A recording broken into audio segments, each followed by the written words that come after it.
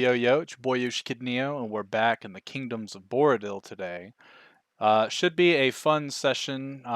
The party is just now getting to the Temple of the Lightbringer. Not last week, but last session, they fought a gentleman of sorts named Soren.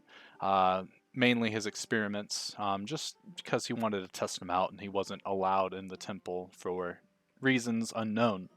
But that was a fun way to end our little, what's it called, hiatus while I went on a cruise with my wife.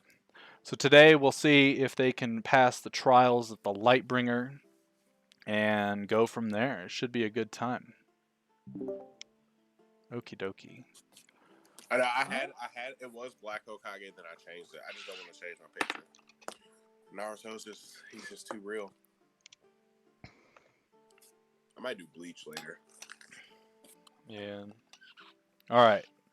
So, the last time we left our friend fellows, you guys were making your way towards the north to get to the Temple of Lightbringer through Minotaur-infested lands, which you come to find out, Minotaurs are pretty strong, and they are numerous in these areas, so it was actually pretty painful making your way up towards the northern regions.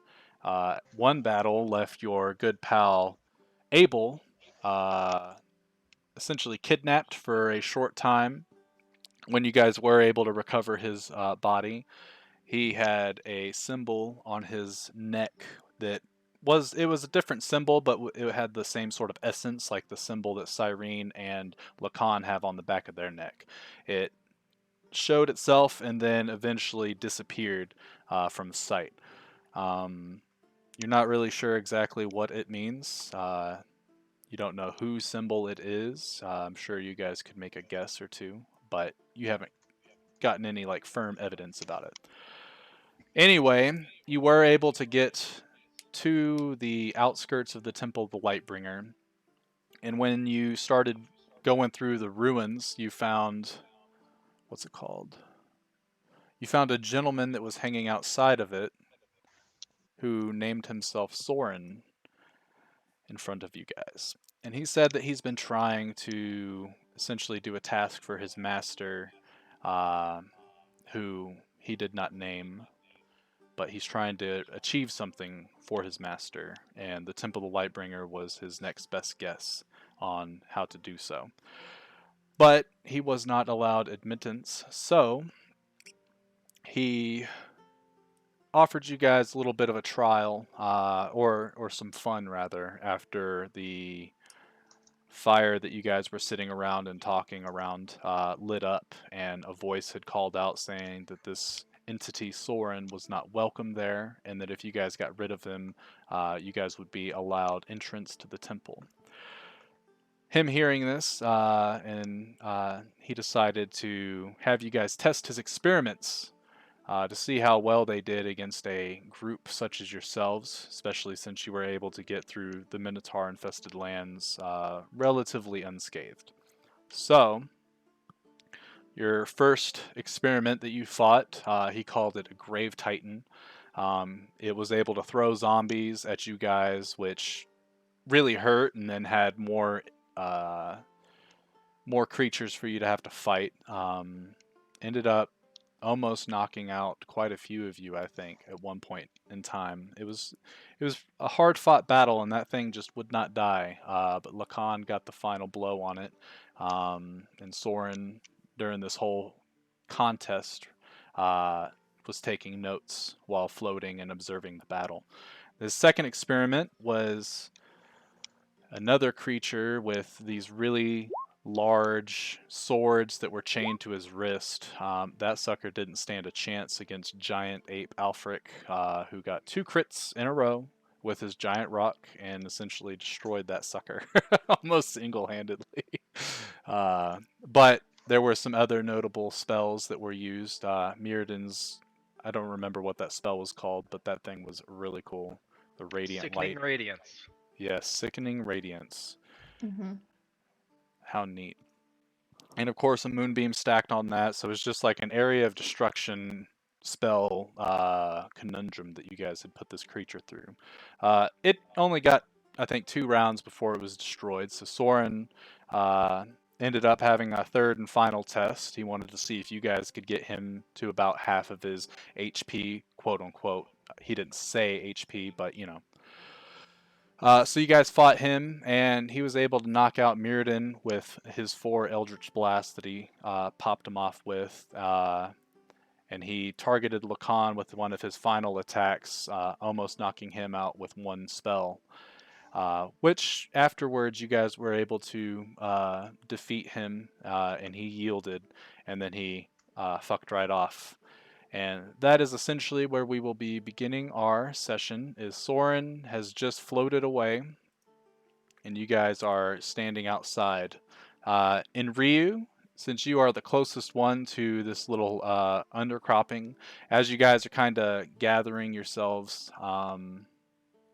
after what has just transpired, you kind of look over and you see this little shimmer around the above the stairwell, and you see it kind of like shatter like glass, and then all the light dissipates.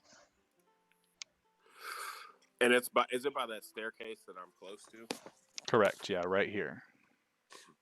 I want to alert everybody and let them know what I just saw. Hey guys, come over here real quick. They didn't already see it, explain. So I seen this like weird light. It kind of appeared and disappeared again, more or less what happened. So you guys want to investigate or yes, no?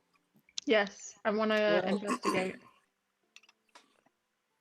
Since Oh! the pathway is opening. Mirrodin and Lacan, yeah. Mirrodin, Lacan, and Ryu are all like limping. I'm like Cyrene, sprawling, like, let's please. go, let's go. You're healing. Yeah, does anybody need help? Fine. Mirrodin. Hold on. I just Mirrodin. I'm gonna pick up Mirrodin just with one hand if I can. You wanna have a punching contest, wait. Mirrodin? Not.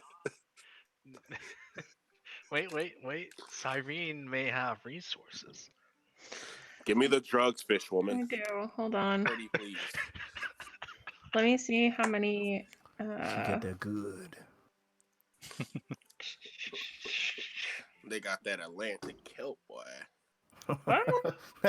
that died Dr. Kelp. Oh God. As a matter of fact, let me get some of that, girl. I don't even need that. Okay, hold on 1 sec. I'm only at 5 charges for the staff, so. Yo, remember the good old days with the good stuff? Mm-hmm. Oh, the good. Like the unicorn That was dust? very useful. Good times. I love the unicorn dust. I should have snorted a couple ones. See what would have happened. I don't think you guys ever found it. Yeah, I was gonna say, was skooma ever a thing? Not in this game. It's in In Elder Scrolls. Skyrim. Yeah, that's why I thought we had named something skooma at one point. That's why I was like, was it? What's skooma? Like heroin in their world? Basically, Essentially. yeah, pretty it's the much. drug in their world. Yeah, the cocaine, everyone's addicted to it. Oh, It's yeah. refined catnip. Facts. Is gonna it do- really? Because Khajiit Yes, seem to actually. always be the ones that have it. Mhm. Wait, what? You're aware how lesser restoration works, correct? It is not a No. heal. Hold on. No, it's not a heal. I just clicked it on accident. Twice. Twice. Fine, shut up. Okay, so Mirrodin, Brady, can I go in here? Yes. Sure. that's for you. I'm going in a little bit. Pecan, Wow. Thanks. that's for you. Who else needs healing? In Ryu. Okay. Then Enrio, that's for you. How much did that heal? 5. 5. I'm gonna die this game. Yeah. I am. No. So Abel draws his weapon while Cyrene starts casting some healing word on you guys, giving you a wee bit of HP. All right. Okay. So here's what's gonna happen. I cast Spirit Ward on Lacan. You should have done this Sacred originally. ward. Yeah, but I wanted to see what you would do. Well, I have other cure wounds things that I can do with the staff, but it's not going to Alright. heal you much. I look at Mirrodin. Alright, come on. Come on. I'm not good. I'm not. You have spikes literally on your armor. He could take his helmet off. I mean, he theoretically could, but is he going to? Yeah, I'll take. Okay, I'm not literally pure spike. Like the front part of the arms, like the side of the legs, stuff like that. It's not gonna be literally spikes everywhere. Else, how would I sit down and do stuff like that?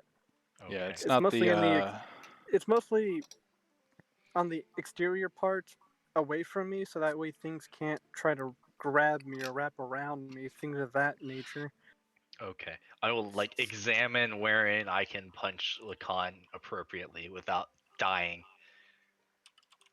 And Okay. henceforth punch him for 1 HP of damage. Go ahead Well, and. mechanically speaking, yeah.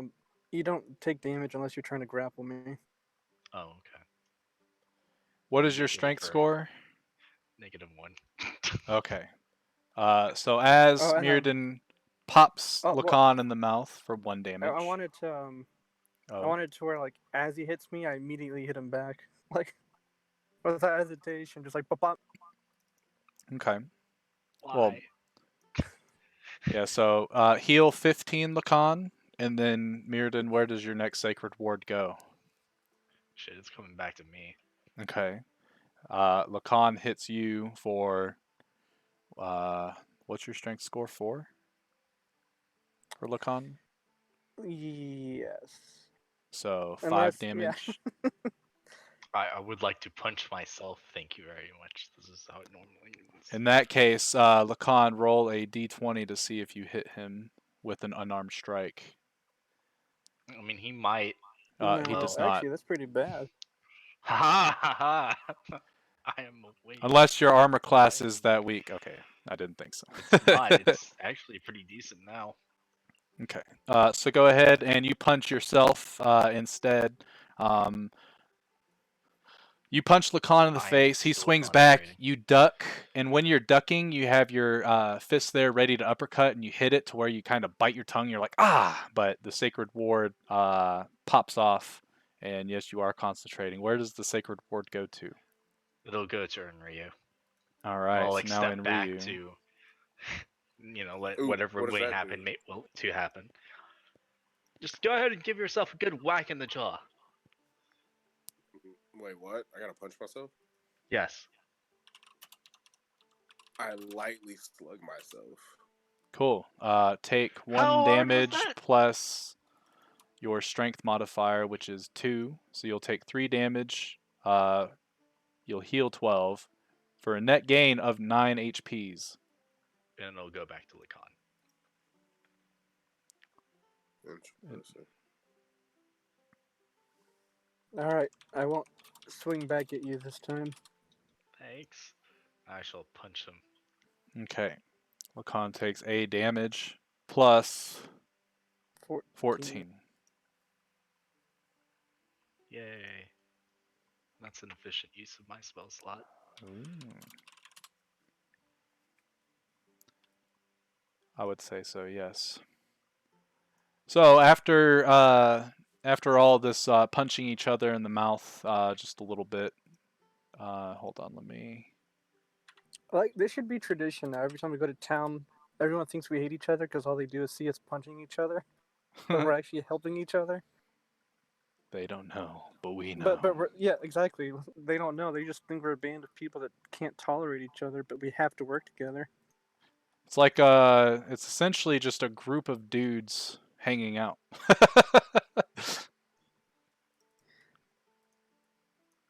Except for y'all don't say faggot. Oh. Uh-oh. I thought you didn't like that for your stream. Nah, I don't. Demonetized! Yeah, I'm already not making any. I do it for mainly to go back and look at it later. Otherwise it doesn't matter. Can you get banned from Twitch for saying that? Can you Probably. get banned from Twitch for saying faggot? I'm pretty sure Banned. people report you. You can. Well, I know there's one word that can get you banned, but I won't say it. Essentially, it looks like you can't say things like "go kill yourself" and things like that. But it could be, depending on how it's used, I guess, in the context of when you get reported, or if you get reported, rather, it could be hate speech or harassment. So, in theory, yes, it would be a better practice to not say it. But, oh well. We've said it today. I will not say it anymore. So Abel starts walking down the stairwell. And Abel, what you notice is as you go down, it's a very nice carved stairwell that heads underneath, almost as if like a cellar that was already like built wherever this building or when this building was first created. Um, on the sides of the wall, you see different markings and things like that. A lot of them, when you look at them, remind you of just like light in general. So, like, you see little orbs with like lines coming out of it to depict like the sun. You see what looks to be like little symbols of fire. Um, you also see a couple other different symbols. You see one is a sword that is lit on fire. Another you see is what looks to be a gauntlet of like plate mail with an eye in the middle of it. And these are like repeated all throughout this stairwell as you go down. You probably get about 20 feet down there as you're walking before your party starts to gather behind you. And you guys eventually all see these different symbols as well. Is it like bright down here? Or is it dim? It is not like you can still see in dim light right now because of the sun outside, but it's like pitch black ahead of you. All right. Well, I'm going to activate my sword then. Okay. So Lacan activates his sword and it brightens up the whole stairwell, and you can see 40 feet bright light between Lacan and then an additional 40 of dim. So he holds it up so that you guys can see a good ways, and the stairwell ends up curving a little bit, which you guys get to. I'm sure Abel, taking point, would be a little cautious looking around the corners and stuff, and it continues to descend. As you guys continue to move down this stairwell, you keep going and you keep going, and it literally takes about 10 minutes of walking down this stairwell before you finally come out to a landing. Once you get to this landing, you walk By the in. Oh, sorry, go real ahead. quick. That sword you described earlier, does it hmm kind of look like anything like the one I have, or?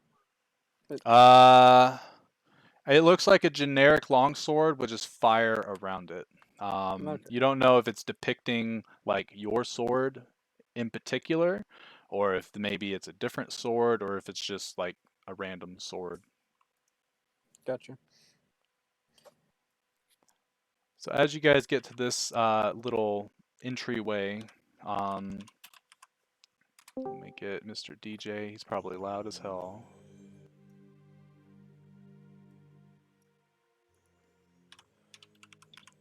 Okay. So you get into this entryway and you see a bunch of pillars. Each of them are decorated like in a sort of spiral of these four symbols that you've seen on your way down. In the middle, you see a big old sand pit with a couple rocks on sort of the side, and you see a bright light that's illuminating the area. But as you look up, there's no source. And it almost seems as if these pillars continue up into darkness itself.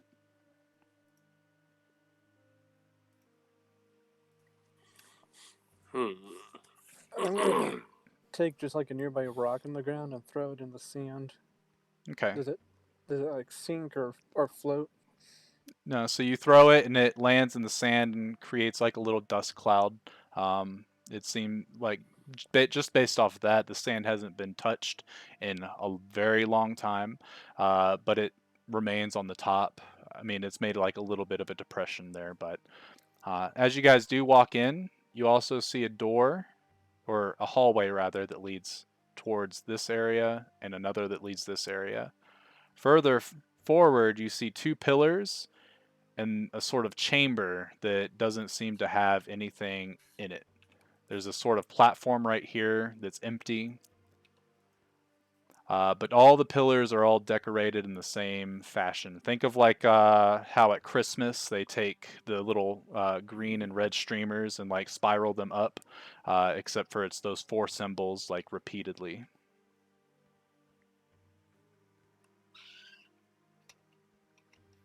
I'm gonna go walk around the sand towards those to the east. How What deep was is the the sand pit? So this bright circle, this bright light is the sand pit.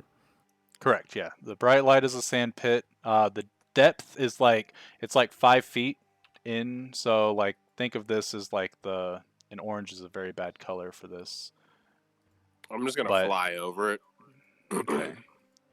So all around this, it's like 5 feet, and then it's the sand pit.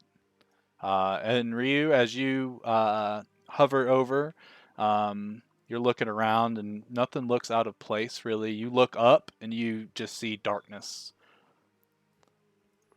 Like you don't see the source of the light. Kind of like how if you were in a cave and you look up, and you would see like a hole in the ceiling or something like that. You don't see anything like Mhm. that. It's literally like no source of light for whatever reason. Void. Yeah. All right, well, I'm diving into the sand pit. Okay. So Mirrodin walks towards the edge of the sand pit and he jumps down. And when he lands, he makes a little depression in the sand. But you hit solid ground. The sand kind of, is a buffer between you and the floor underneath this. You kick up a little bit of dust. Nothing happens though. Okay. While everyone else is doing whatever it is they do, I'm gonna spend time trying to like see if there's anything under it. Okay. Any sort of like, I guess, carvings or artwork or anything. Maybe even secret loot. Okay. So Mirrodin starts playing in his sandbox. He pulls out an archaeologist brush and starts to brush around the sand. I'm just kidding. He doesn't do that, but he starts to I move do the have a painter's sand. kit. All right. He does pull out a brush. Thank you. But as you start to I have move the proficiency. sand around and move it, it's probably like a solid like 4 to 5 inches of sand that you end up moving through before you get to that solid surface, and it is a polished mirror. Around the edges of it, like on the outer edges, the symbols again are shown and they're etched in there. Think of like laser etching, except for medieval style, and they're all around what you would assume the radius, the outer radius of this sand pit. But there's a mirror. So like the floor is a mirror. Correct. All right, I'm gonna start And doing the mirror. it is separated from the edge of the sand pit, like the little like I guess the outer shell of the sand pit. So it's not connected to the wall. Is I guess what I'm trying to say. But you guys see, or at least Abel, Cyrene, and Alfric, while Enryu and Lacan are looking in that other room, you guys see in Mirrodin move out all the sand, and he like sort of perks up and he starts like doing his hair, pulls out a brush out of nowhere, and starts pampering himself. Who does? Mirrodin. is he like talking like I do me? Yes, because this is canonically Mirrodin talks to himself while he brushes his hair and does up some braids. Who's a sexy Eldrin? You're a sexy Eldrin. Uh, So yeah, you guys hear him talking to himself, whispering sweet nothings into his own ear. And while he's doing that, Lakanen and Ryu, when you enter this room, you see two altars on either side that don't have anything on them. Around the sort of top trim, you see those symbols repeated over and over. Let's The stand two on the altar. pillars, yeah, the two pillars right here, there is a small little staircase that leads up to this empty platform. Otherwise, there's nothing remarkable. You said So they're you- empty, but does it look like there's something that goes in them, or is it just a flat, blank Yeah, surface? it's a flat blank surface. You want to stand on it, Lacan? I could, but I don't think anything would come of that. Anything good or anything at all? Because I feel like something would come. Well, perhaps if something belongs here, but I doubt my weight would do anything. Hmm. But What I go up, ahead Bill? and proceed to try to put some weight on it. Okay. So you So- start to put your hands onto it and start to press down, and nothing budges. Not at all. I'd like to put my whole weight on there. Okay, and Ryu hops and sits, takes a little seat, and starts to kick his feet a little bit, like a little fairy child. Nothing happens.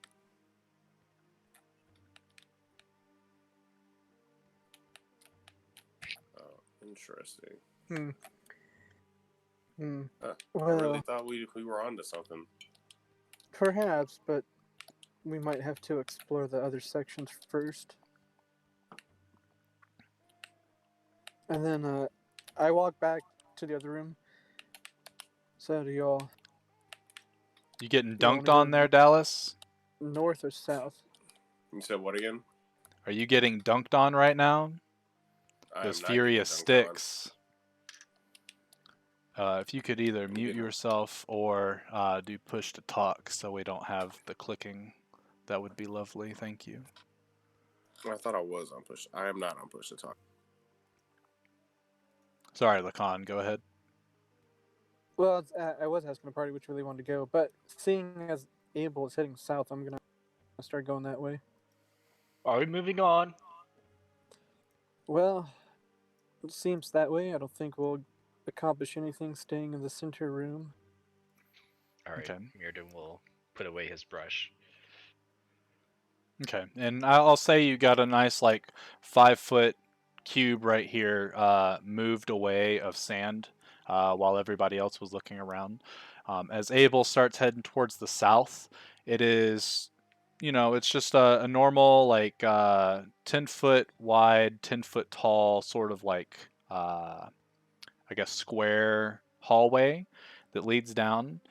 And it goes for about 100 feet or so before you get to an opening that is also lit by light that you can't see. But the middle of this room is different. Well, the whole room is different. You guys get into this room and you see a brazier in the middle of the room with a low lit flame. And then you see 4 little bins, one right here, essentially on each corner of this brazier. 4 little bins. They look very ceremonial, gold, platinum, silver. But inside of them are different colored sands. You see let's see, let me make sure I tell you which ones are which. This one in the northeast is red. The one in the northwest is black. The one in the southwest is white. And the one in the southeast is gray. You said southwest was white and southeast gray? Correct. Okay. That's the color of the sand. Here, I'll put little tokens to show where these little things are. So as you walk into this room and start looking around, the brazier with the fire, you end up hearing a voice call out to you. And it's in that same voice that called out to you from above the temple. entrance earlier the day. The sands of the Lightbringer fill the brazier, and it will show the way.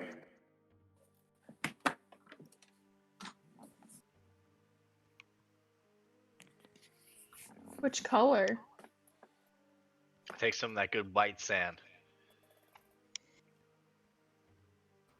And then Where the dump it in the bridge is brazier. at? Okay. They're those 4 things. Yeah. Oh, Yeah, okay. the brazier's the thing in the middle. So Mirrodin walks up and he takes some of the white sand and tosses it in. And when he does, it sort of like the flame goes from this sort of like very, very mellow yellow, no pun intended, color. And it sort of bursts into this white flame and you hear a voice. A burst of light pierces the cloud. I am the first of these, but I am not the first of us.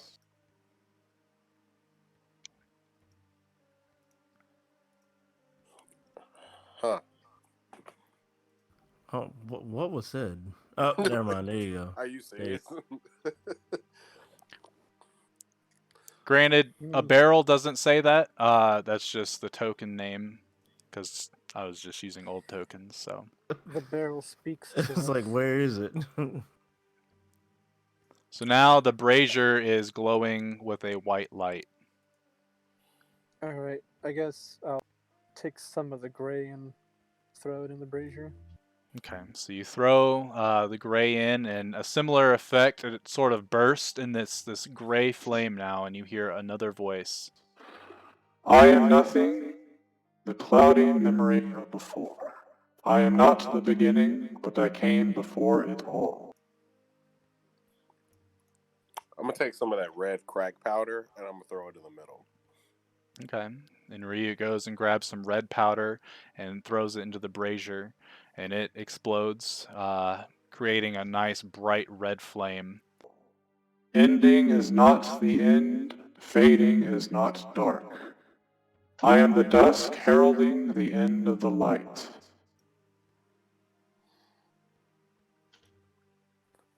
I guess I will take the black and throw it into the middle. Okay. And similar, now a black flame shows. The light casts shadow, and the flame scorches to darkness. I am the ashes of the story of light. Let me actually give you guys the inscription of those two. And as you do this, the flame sort of like it starts to fester a little bit, and then dies, and it dies, and then it goes to that low flame, the mellow yellow looking color.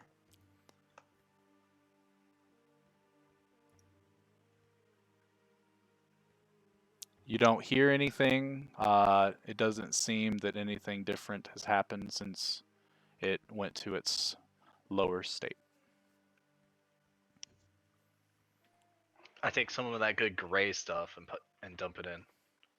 Okay, Mirrodin goes and grabs some gray and tosses it in. It explodes.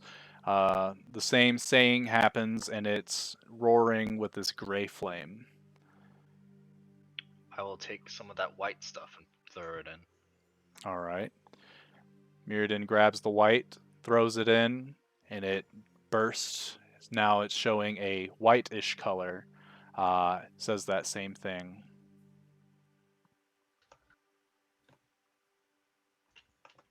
I'll take the red, I think, and throw it in. Is that incorrect, Lacan? I think we might want to do the black one. You think But black? if I'm wrong, we could repeat it with the red. Yeah, I'm not sure between the red and the black.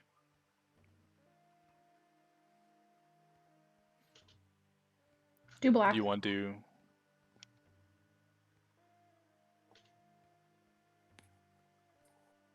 I'll toss in the black first. Okay.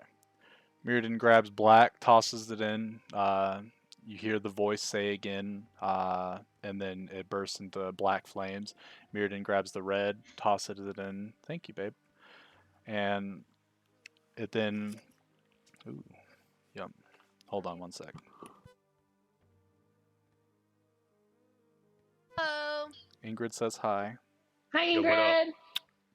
They Bye. all say Hola. hi, and then they say bye. You toss in the black, it turns into a black flame. You toss in the red, turns into a red flame, and it roars, and then it starts to fester. But this time as it simmers down, the flame extinguishes, and you see the sand start to mix. Due to the improper order, you must now face the trial of the sands.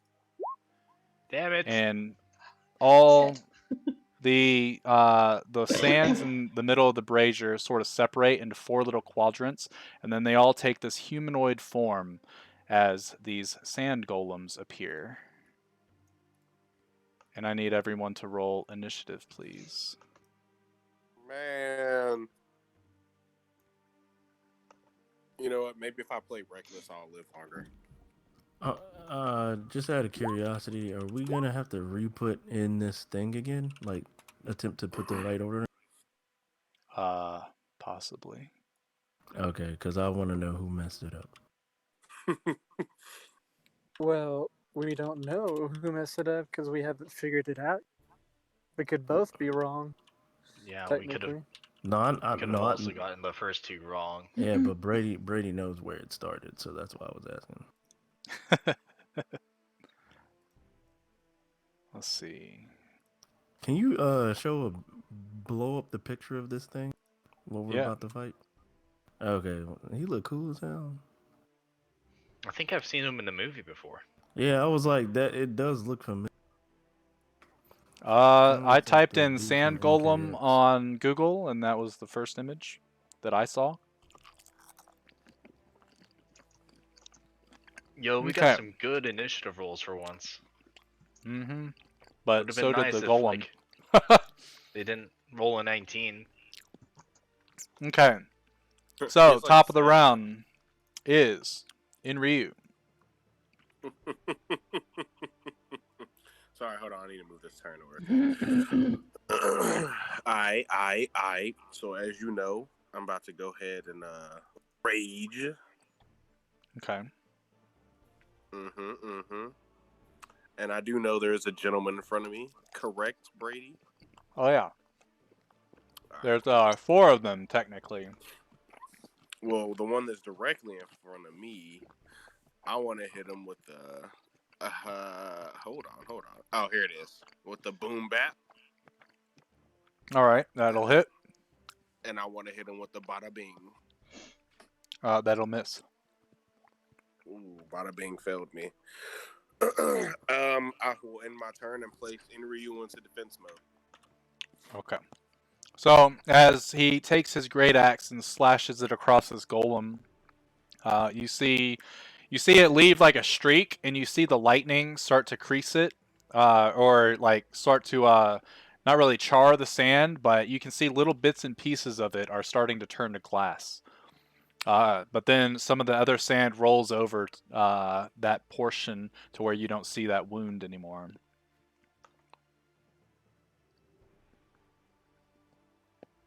If that is all Inryu is going to do, then we will move to the golem's turn.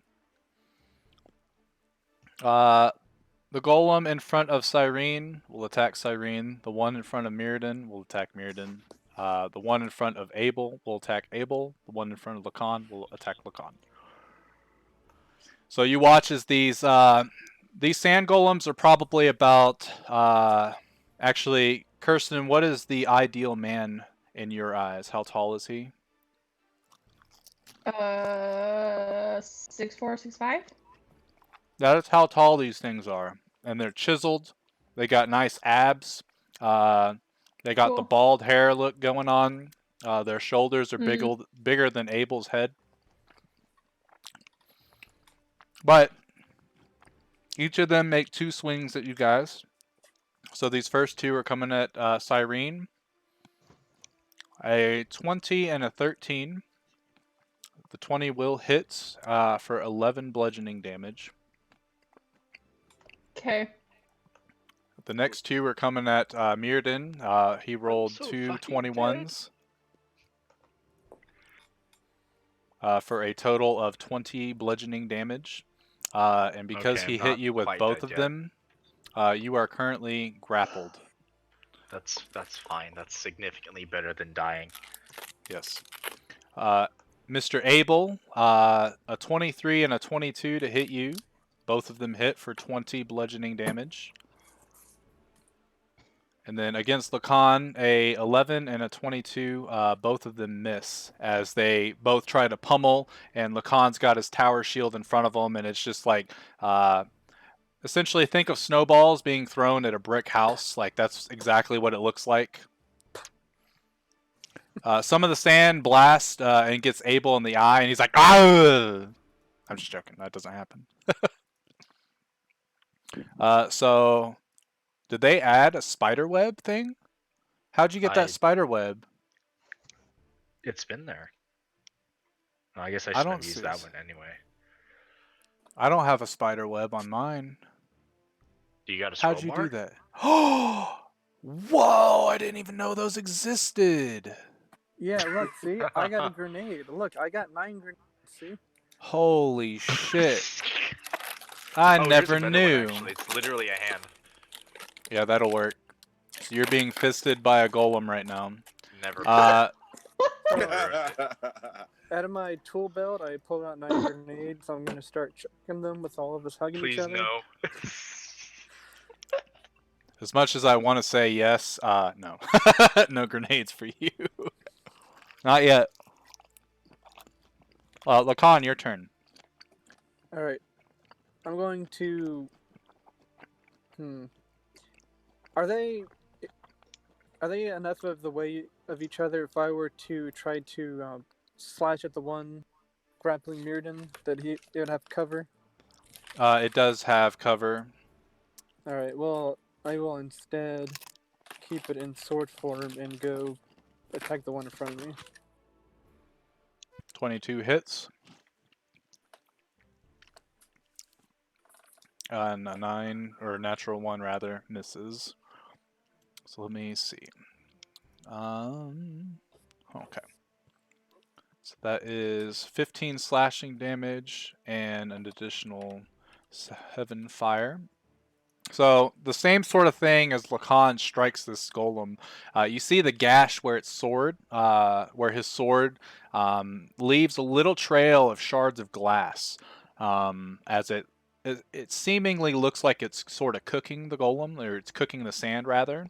But then the sand rolls over and then absorbs that glass as if nothing was there. If you wish to move, you may, or if you have anything else. That'll be my turn. Okay.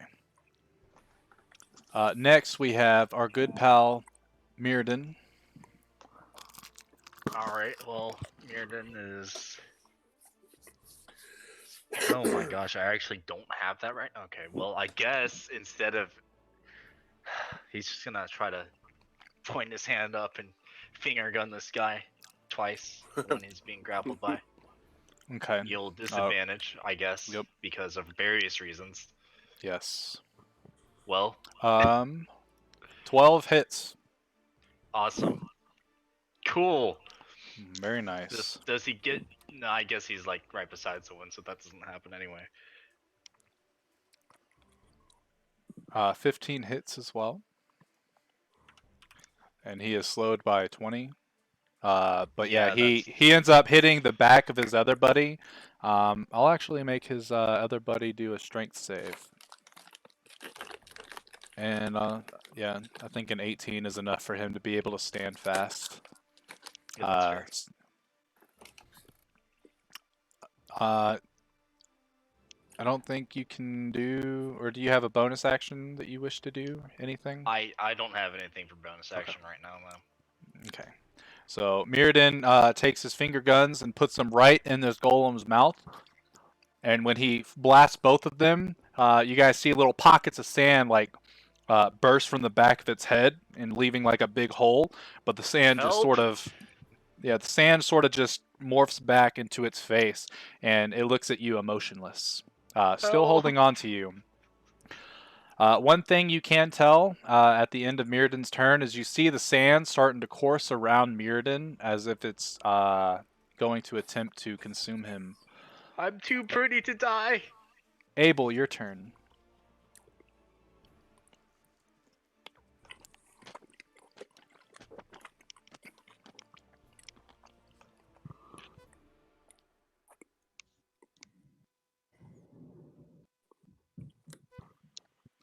Well, now you have sand in your hair, yes. You are there, correct, Gerald? Yeah, I'm here. All right, so just to let you know, I'm raging. Raise it up.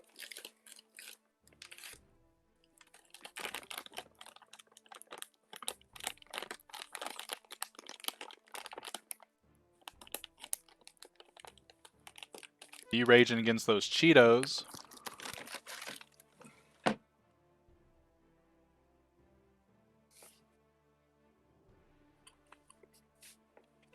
Miss and then a hit. For the good old 15 bludgeoning damage.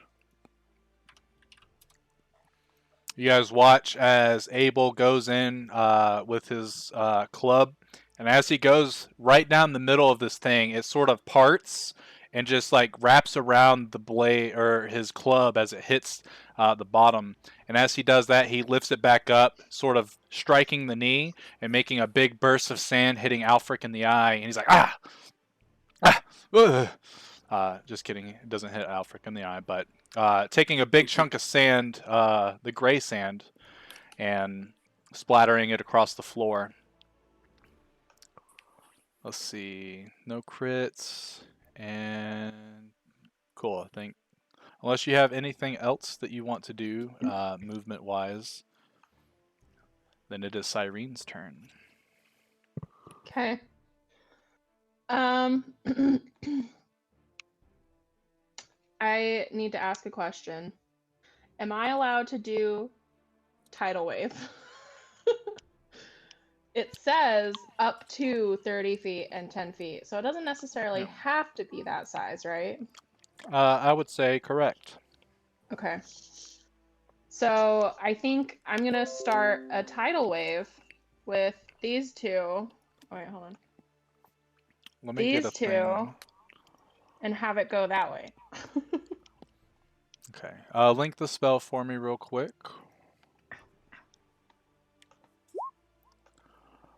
Let me see. So it is. Oh, Oh, did you want the whole description? correct. Sorry. If you just open your sheet to it, I'll just open your sheet. All right. An area can be up to 30 feet long, up to 10 feet wide, and 10 feet tall. Okay. So let me get, and you just want it to ascend, because you can make it to where it hits all four of those guys and none of your companions. Yep, exactly. Which I That was assume the is what plan. you're trying to do, yeah. Mm-hmm. So let me put this thing out here real quick. And we'll just say that this is your nice tidal wave that you have created.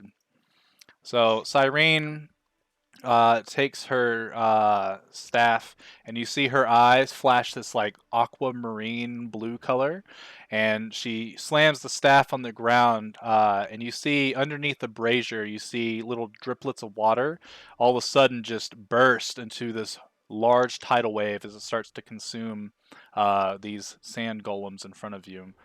They need a dexterity 11. That's not right. Do you want me It to should open it be back up? 13. No, you're. For some reason, it's not doing. That's weird. Anyway, the save is 13, not 11. I just don't know why it did that. For some reason, the spell is messed up, I guess. So, starting from the top left and working clockwise, we have a success, a fail, and a success. And I believe it's half damage, right? believe it's half damage on a save. I don't remember. It's been a while since I cast this. Let me check.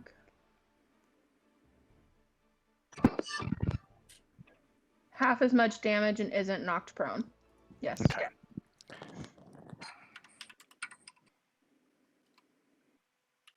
So the one on the left, you see this tidal wave as it bursts. It's able to sort of get out of the way. The tidal wave like takes off one of its hands, and it uses sand to replace the hand. The one in front of the Mirrodin, it takes like one of its feet with it, but it regrows it. The one in front of Abel takes a big chunk, losing like a whole leg and then falling down, and you see the sand start to rejuvenate into its leg. And the one in front of Lacan, like you get the front of its face gets wiped off clean. So it's just like this faceless golem look staring at Lacan, and then it morphs it back. And Lacan, you notice a like angry scowl on it. So this one in front of Abel is prone, and now that I've got all these new symbols, boom. That is so cool. I never knew that.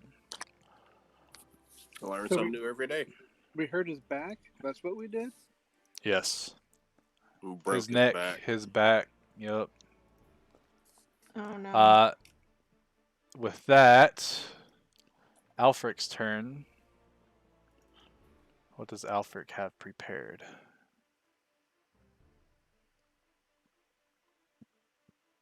I believe Alfric would probably... He doesn't have that many spell slots left. I believe he would probably... Oops, not cast slow. I wanted to get rid of it. I think he will just toll the dead on the one that is grappling Mirrodin. That sounds like a very Alfric thing to do.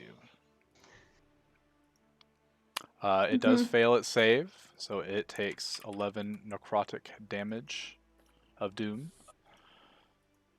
So you can hear the bells ringing, almost as if they're ringing inside of this golem. And Mirrodin, you notice that like bits and pieces of the sand start to fall off this like red sanded golem, and it kind of shakes its head as if it's trying to shake off the sound. With that, top of the round, it is in Ryu. All right, I'm gonna go ahead and attempt to slay this foul creature. I'm gonna hit him with the whip whop That'll hit. and the squibbly lablam. The squiggly lahoo. Lablam. Okay. What he said. So 11 damage and then an extra 6. Let's see. Good.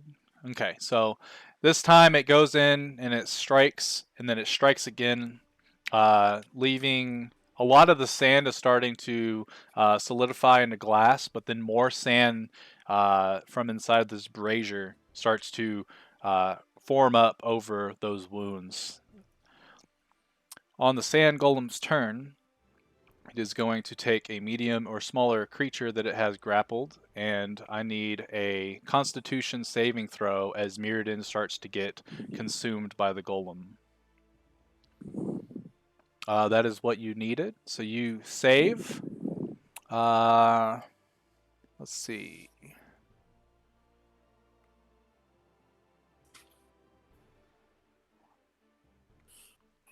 So you don't take any damage, but you are still grappled, and that is all it tries to do to you. The one in front of Cyrene is going to attack 2 times, failing miserably on both attacks.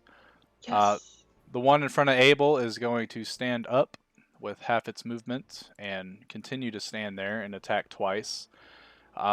Hitting on the first one with the 24, since you are raging, you take half of this damage, which equals out to 6 bludgeoning, and then he nat 1'd on the last one.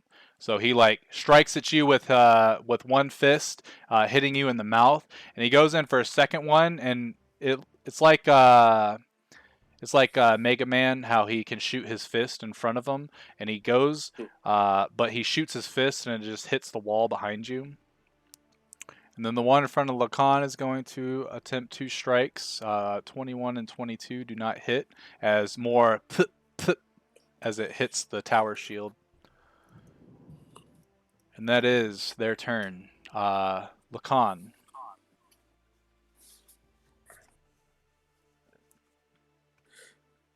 All I right. was worried for nothing.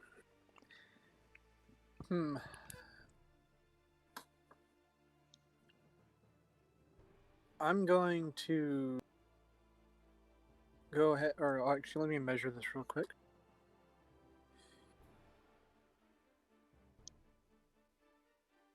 Yeah, I'm gonna walk around and get beside Ryu, and then use Does the miss on whip its form. opportunity. Then I'm gonna use the whip form to try to finish off the one grappling Mirrodin. Roll. That'll do it. Mirrodin, you can hear the plate mail of Lacan start to step around, and it's getting closer to you.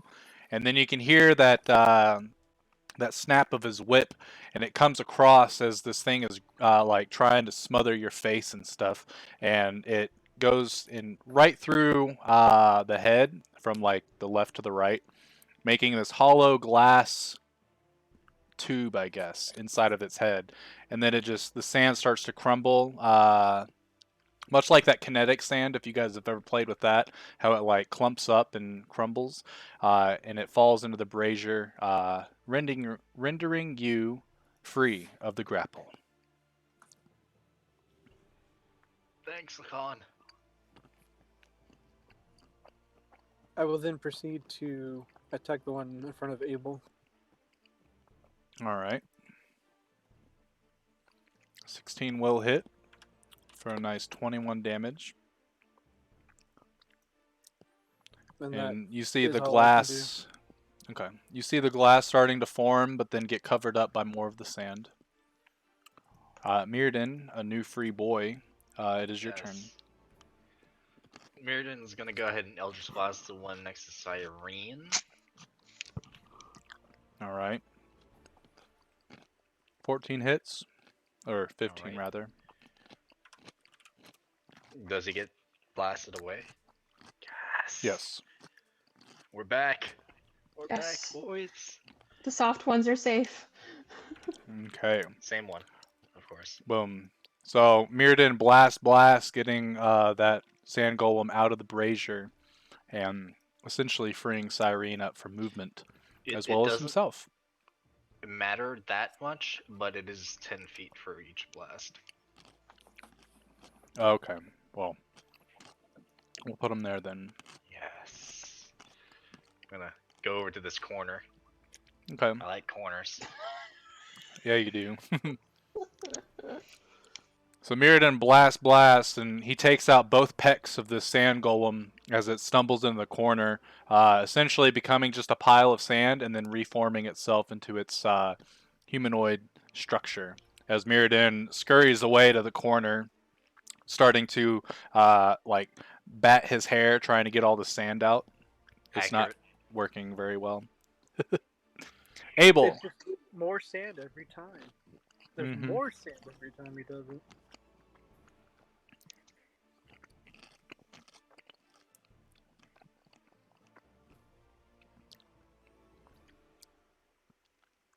Both of those will hit. And it's very close. As you beat the shit out of it, you smack it from right to left. Its head flies completely off in a burst of sand, and then it reforms. And you smack it again from left to right. Same thing. The head explodes, but then more sand reforms around it. But the head has gotten noticeably smaller, we'll say, because it's almost dead. If you wish to move, you may. Otherwise, Irene. Yeah, no, I'm good. Cool. I am going to back up to here. And then I'm going to thorn whip the one directly in front of me. Okay.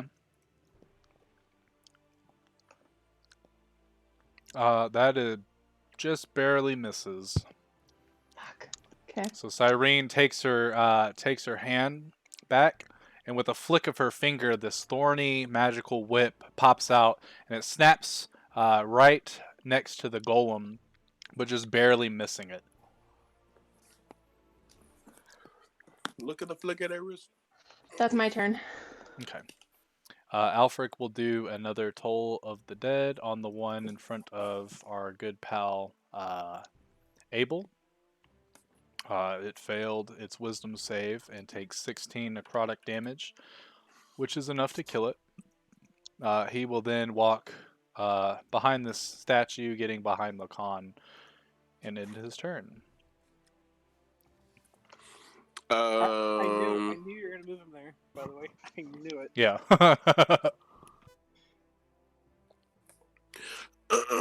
I'm gonna go ahead and move right about here,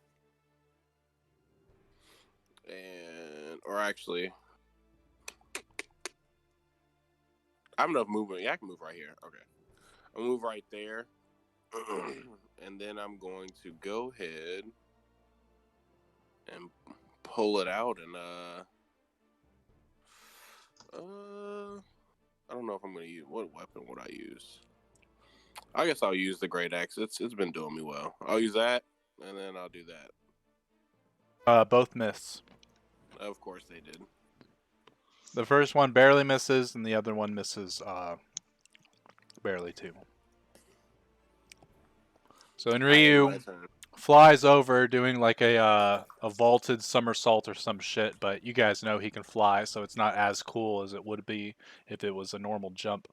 And when he gets over there, he twirls around in a circle, slashing his great axe, but the creature is able to sort of morph its body to make the axe just miss both times, and then meld itself back into its humanoid form. With that, this one is going to move up twice, and they are both going to attack you twice with advantage on each attack as they surround you. Let's see, what is your armor class? The first one hits you with both. So you take 8 bludgeoning damage, which is reduced after the fact. And you are currently grappled by this guy.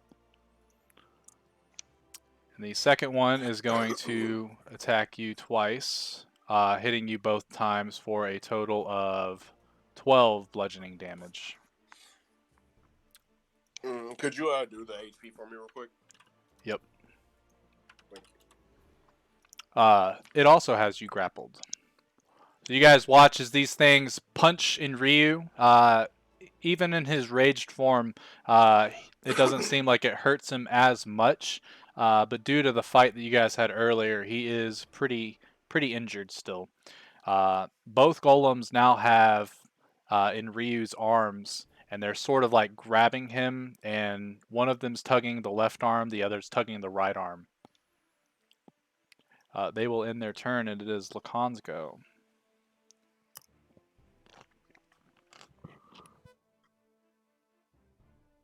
Alright, I'm going to attack the one on the left.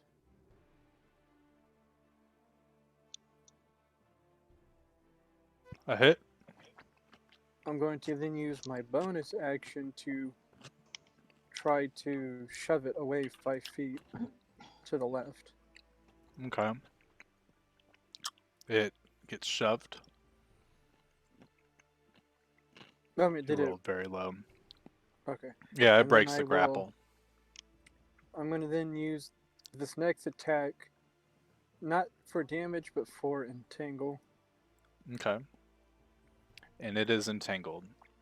So Lacan runs up. He cracks his whip, slicing a good chunk of the left shoulder, causing the sand to start to dissipate. He takes that moment to use his tower shield to bash the creature, severing the arms away from Enryu as sand drops to the floor, but it reforms its appendages. And as it's doing that, Lacan takes his whip and entangles it around the legs, holding him in place.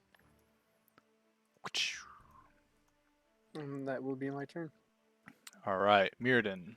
Alright, Mirrodin's gonna run up here and try to Eldritch Blast this one twice. The grappled one or the one in front of you?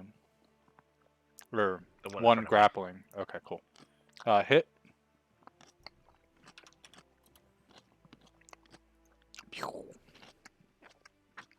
And hit. Okay. As Mirrodin runs out of his corner for just a moment, he fires off his Eldritch Blast, hitting both of the what would be elbows if the creature had bones and stuff, severing the link between this creature and Enryu, and it hitting the wall, and you see like a big old splotch of sand on the wall, almost like a blood splatter, but then it all morphs back into the creature. And then Mirrodin promptly runs back to his corner.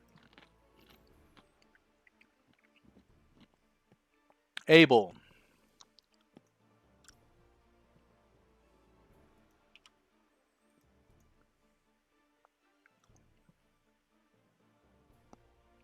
Hit.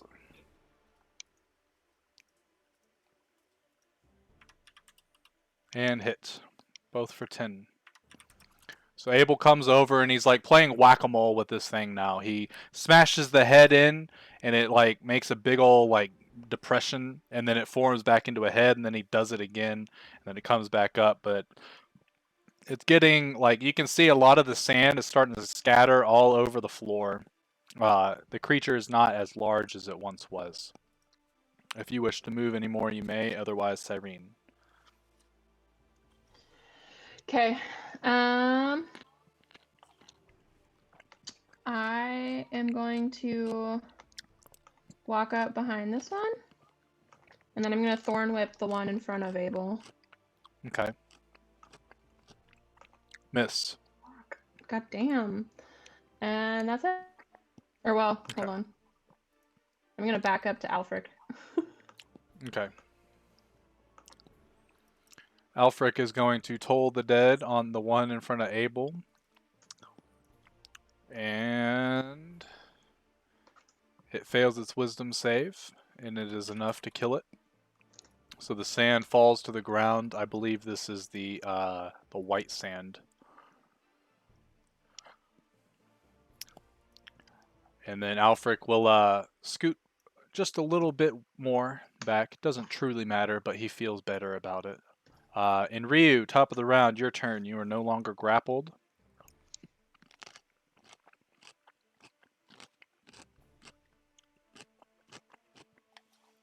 Time for a little revenge. All right. So there's just that one in front of me that's left, right? Correct. That's kind of odd that he's over there. It's kind of like he wants me to pull up. Okay, so what I'm gonna do instead, I'm gonna use my halberd and attack him twice. As you make your Arcana check, taking your action. I'm just joking. I know. Huh? No. You pull out your halberd, and the first strike is a critical hit. Very nice. The second one does hit as well. You watch this first strike. As it hits, there's like a burst of thunder, which you take the halberd and you strike back in that exact same spot, just crystallizing more of this sand, turning it into glass with the heat of the lightning from your strikes. Let me do math real quick. It still stands, but just barely. In my turn. All right. The golem is going to attempt to get out of the grapple. But I think at the top of the turn it takes weapon damage from the entangle. If you could roll that for me. That is enough to kill it. So as it starts to move and try to get out of this, out of the whip that Lacan has it binded to, it starts to move, and the fire from the sword is starting to make everything into glass, and then it just keeps cutting, and it's making the like nails on a chalkboard sort of sound for a second. So you guys all kind of wince, and then it just topples into a pile of black sand.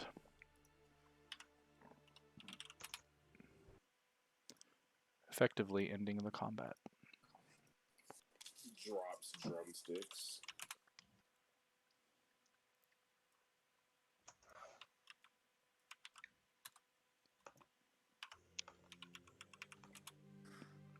Anyway, back to what we were doing.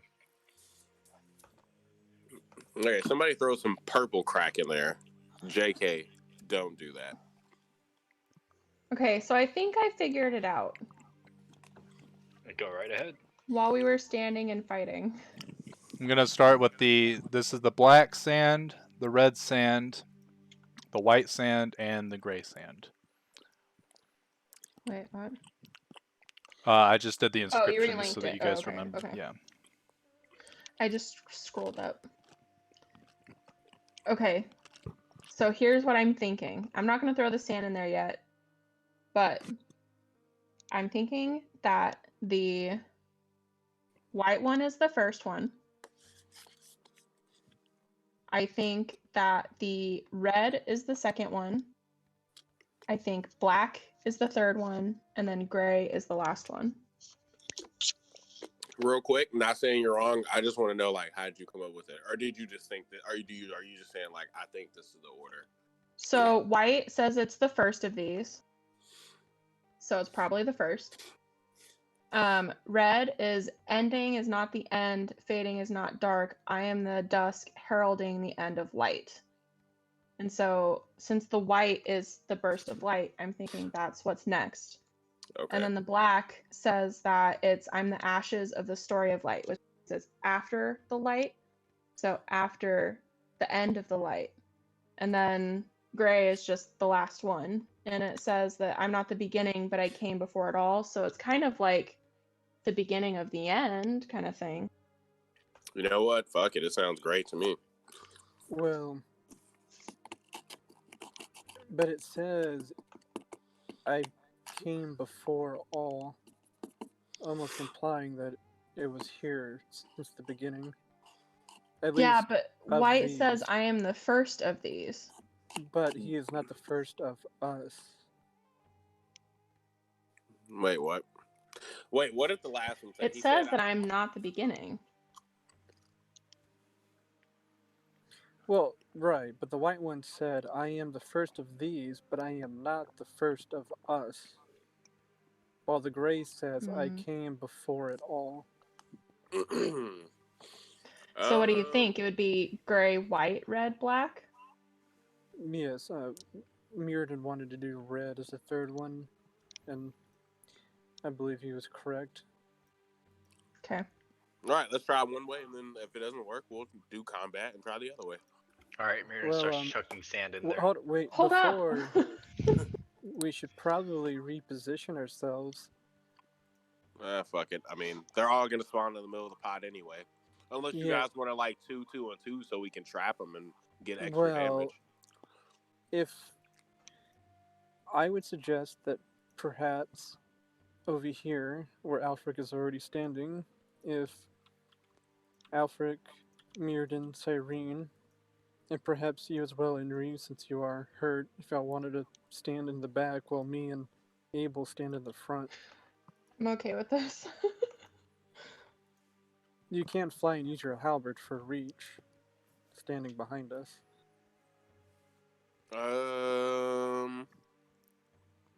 Okay, hold on.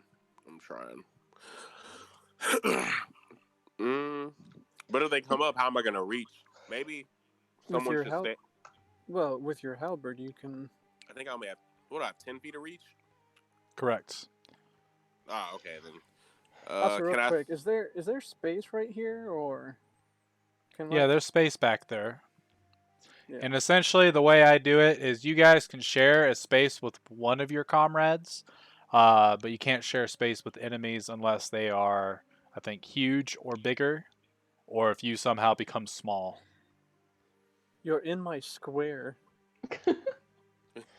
Okay, before we do the sand thing, I want to use 2 things of cure wounds from the staff, one for Enrio and one for Mirrodin.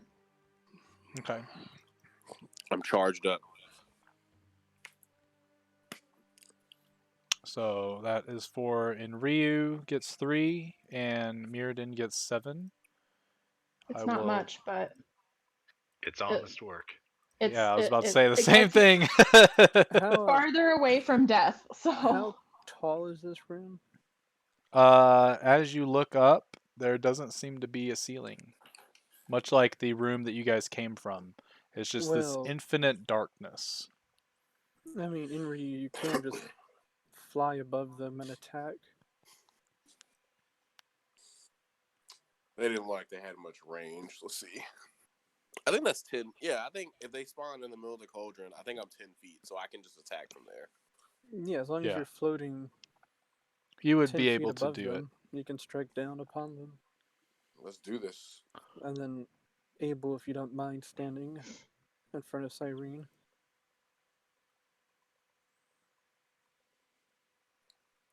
And then Abel, Oh, if you don't shit, mind I- standing in front of Cyrene.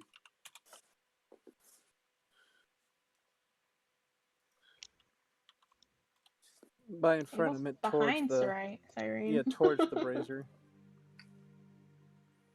Here, let's do this. There we go. And Ryu Alright. is floating 10 feet, or in a 10-foot range of the brazier. Alfric takes his mage hand and floats it and goes, so what order did you guys want? I believe Gray, white, red, white, black. red. Yeah. Okay. So the mage hand goes to the gray, grabs a fistful and sprinkles it into the brazier. It explodes into a gray flame. Does the same with the white, a white flame, the red, a red flame, and the black, a black flame. And as the flame grows, you see all these colors emanate from the base of the brazier, and essentially, like, if you take the flame and cut it into fourths, all 4 colors are shown there. From the hallway, you hear a loud thud coming from what you would guess is the main chamber, and the flame remains in front of you. Well, you're correct, Mirrodin. My Ah, apologies. no problem. Congrats. Good job, Thanks Mirrodin. for saving us. Also, Another are fight. so we came from the south, right? Yeah. Yeah. What about what are these to the north? Those are just part of the map. They don't lead anywhere. They're not an actual thing. Okay, it's just a wall for us. Alright. Correct. Well, shall we see what happened in the main room? We shall. Okay. So as we head back, you guys come from the south, and as you walk in, you see half of a door pop up over here in this area. So essentially, the door is about 15 feet tall, and it's attached to this pillar. But there's only one part of the door. The other half is missing. It seems we need to solve the other side this time. I love puzzles. Mirrodin starts running. He's out. Still trying to get sand out of his hair. Correct. That is not a bad statement. Okay. So as you guys start moving north, it's about the same thing. It's a 10-foot wide, 10-foot tall square corridor that leads to another open room, but this room is notably larger. As you walk in, there's a central gym that's sort of floating about 20 feet into the air. Underneath it is an altar with a red flame in the middle of it that seems to be sort of illuminating this gym. And the gym has a single beam of light that's heading towards this little mirror device. In the 4 little pillars right here are clear crystals. The light is piercing straight through the crystal. It's not illuminating it or anything. And based on how the mirror is positioned, you can tell that the mirror is just bouncing the light straight back to the gym. You see these little placards all around the wall. You also see that the base of the pillar has some sort of inscription, but it's written in... Actually, let me do a thing. Let me see. Does anyone see the message that I whispered? Mm-mm. Well, I see the message, but not the text. Okay. Yeah, if you can tell me what I typed, then that means you can read it. If not, Alfric is looking over them, and he goes, well, if you guys can wait about 10 minutes, I could read all of this, or we can just try stuff. Nope, 10 trying minutes stuff. works for me. Oh, Well, God. considering that there's traps in wait, lying in wait, we may as well have Alfric read it if he can comprehend language. Wait. You said, did you post? Is there going to be like a little message in the chat that only we can see, or specific people can see? Correct. Oh, I can see it. Well, You no, can, what I no. say. A beautiful yet alien No, sound can be not heard. not that thing. If it's a It'll be... description, it means you can't actually understand the language. That's what you're interpreting when you hear it. You can't make sense of it though. Yeah. So yeah, you that's just typically that's what you hear when this language is spoken. You wouldn't actually hear this because this is text on little placards. But since I don't think anyone speaks this language, so Alfric goes ahead and sits down and opens up his spell book and he starts waving his hands.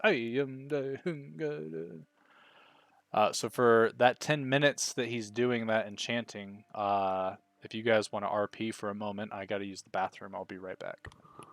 Okay, I'm gonna touch everything. That sand is never gonna come out, is it? I start casting prestidigitation on my fucking hair.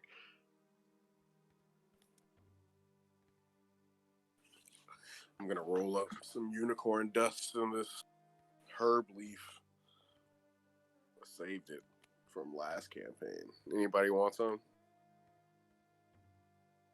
Is Gerald still alive? He is not. Doesn't sound like it.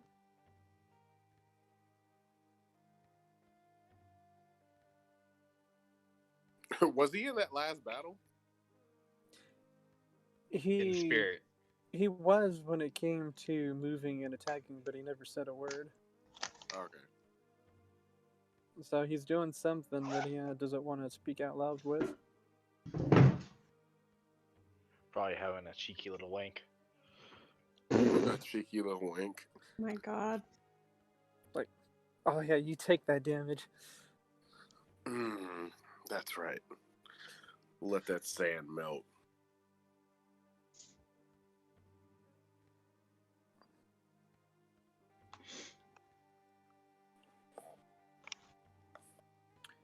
Though it probably would be wise that before we start maneuvering this puzzle that we're positioned in a way to defend ourselves should we mess up the order. Mm-hmm. This looks complicated. I kind of just want to start destroying stuff.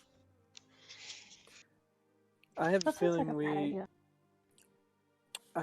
we have to somehow have the light cross through each of the 4 without crossing each other and then making their way back to the center gym. But that's just a guess. I'm okay with dying. Not We really. can't touch beams. Can't cross streams.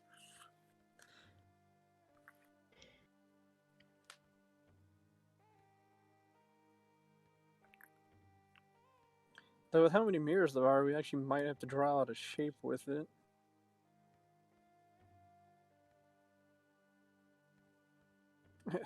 We make a pentagram. Like beside that.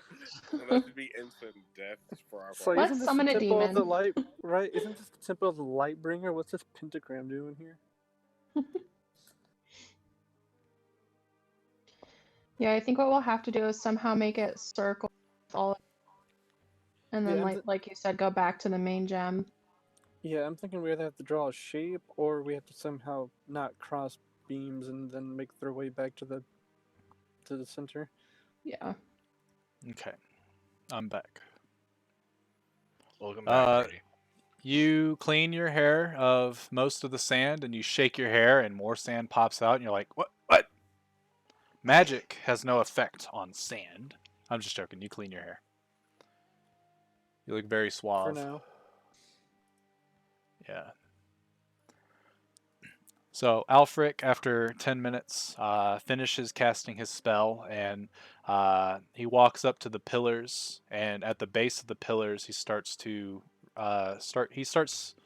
Actually, I forget. Does comprehend language? You can't speak it. You just understand it. So he starts saying out loud. And I'm just going to link the description of the thing. The pillar of Helm, the god of protection. And you see at the base of this, you see that gauntlet with the eyeball in the center of it. And it's all around the base of this pillar. He then moves to the next one over here on the left. And he reads that one. Pillar of Tempest, the god of war. Which you see that sword with a flame around it. All at the base of this one. He goes to this northwestern one and reads it as the Pillar of Kasuth, the god of fire. And you see the sort of flames sort of intertwined and stuff like that. And then he goes to the final one and reads that inscription as well. The Pillar of Lathander, the god of birth and renewal. Huh. And then he moves back to the center and he goes, "Oh, I can understand those plaques too." And there's 1, 2, 3, 4, 5, 6, 7, 8, 9, 10, 11. There's 12 of them. So incoming large wall of relic text. I will start from the one that is right next to you guys. It's literally right underneath in Ryu. And then I will work my way around. Actually, maybe if I put these on the layer. Like I'm standing on it? Yeah, let me put these as tokens. Or on the token layer so that you can see them. Just make it a little easier for us all. Alright. So, starting from the one under in Ryu and working in a clockwise fashion, so this way. I'm going to read them all off. Actually, let's do this. Let's do a break. Let's do a double break so we don't get confused.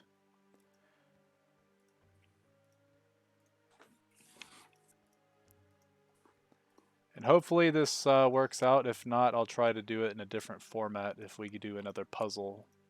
Because, yeah, this is I don't want it to get too confusing. But it might already be too confusing. So I apologize.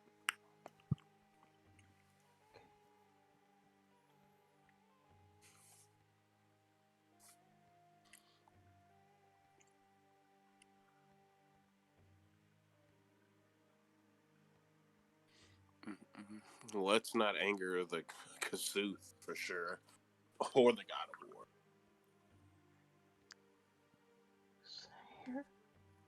Who's so hairy? Oh.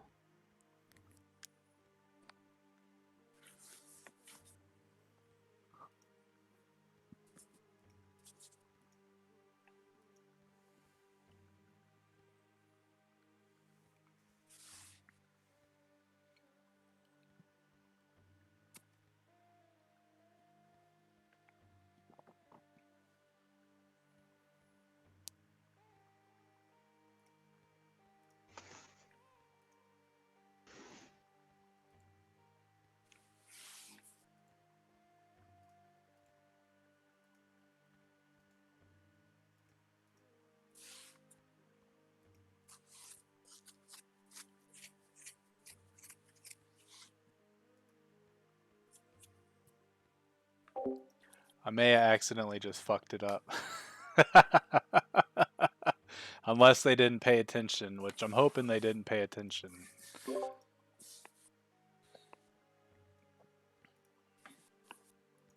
Wait, what's going on?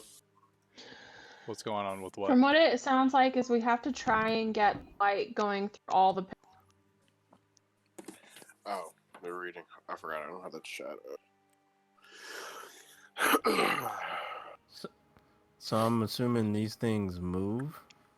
Yes, so those little mirror things, you notice there's a little contraption that's a wheel, and you go over and you test it, and as you move it, it moves the mirror either to the left or to the right, and the beam from where it's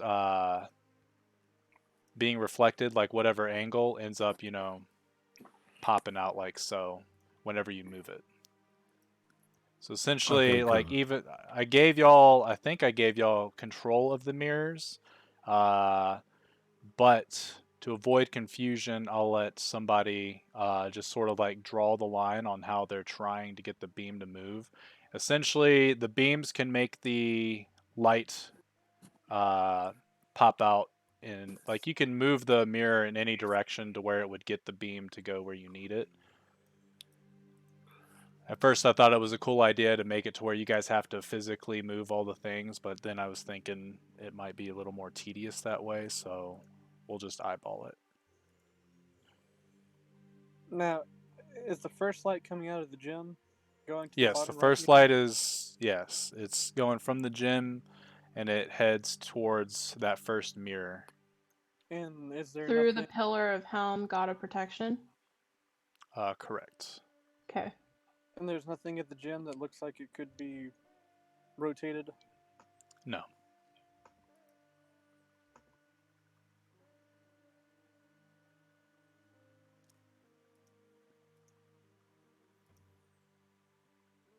Now, when we move the mirrors left to right, do they have to move in 90-degree increments? Yes.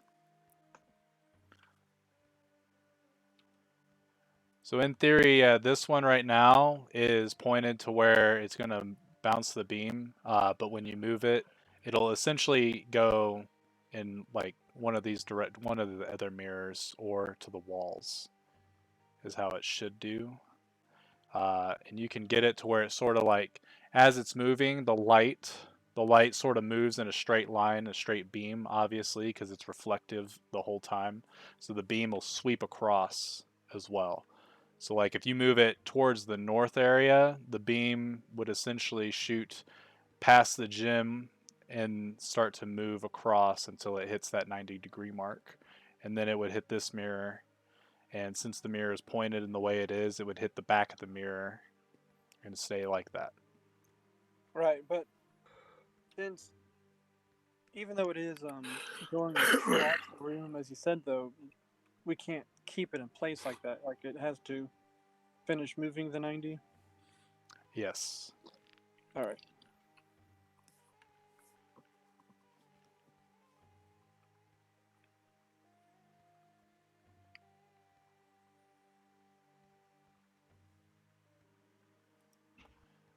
So yeah, if you click on a token, you should see the the boxes on the, like, those light blue boxes. One of them is like notably out of place. If you click it and drag it, it'll rotate the mirror so that you can move it in whatever position you want.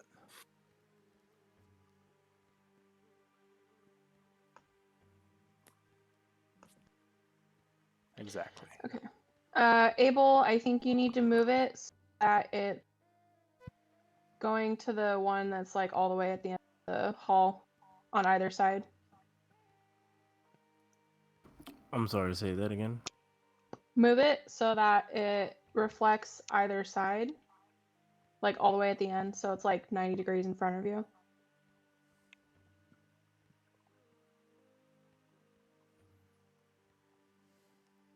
So how do I draw on? If you just use if you press S, you can actually just do, oops. You can just use, or Q, my bad. you can use the ruler and essentially like do a right click, and it'll like hold its place so that you can make multiple lines. So you'll be able to do like from here and then make it pop over here, pop there, pop here, back to the, you can do it like that. Can y'all see me when I do that? If you have it on hide from others, then no. I can see it, but other people won't be able to see it. I don't know what I have it set on. But I'm So going to do it this way. on the left, on that bar, actually, no, yeah, we see your pink line. You're good.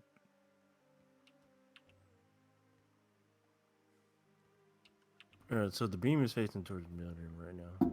Like, going that way. Okay. We'll do... Oops. Yeah, we'll say that it was in a position... Actually, let me do this. That makes more sense. And then you move it to where it's like this, and the beam hits Mirrodin, and then the beam goes right there.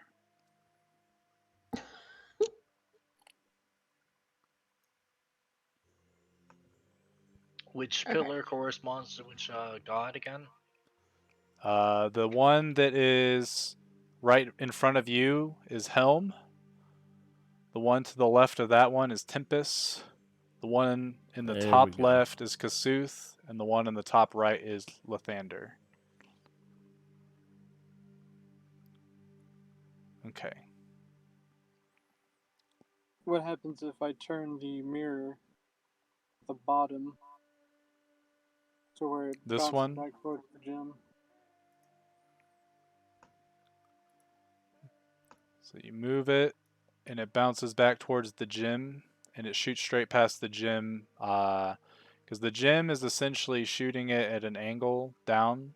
So the mirrors are at y'all's like height, and the gym is 20 feet in the air, and just for effect, it hits the mirror in such a way that it bounces off and keeps it on the same playing field as you guys. So then it bounces and hits this one. The one in the top middle one, it hits the back side of that mirror.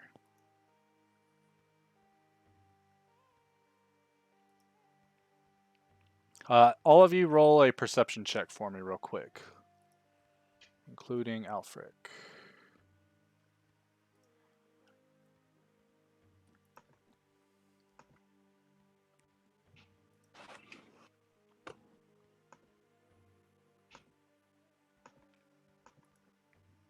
And you said these can only move in 90-degree angles, right?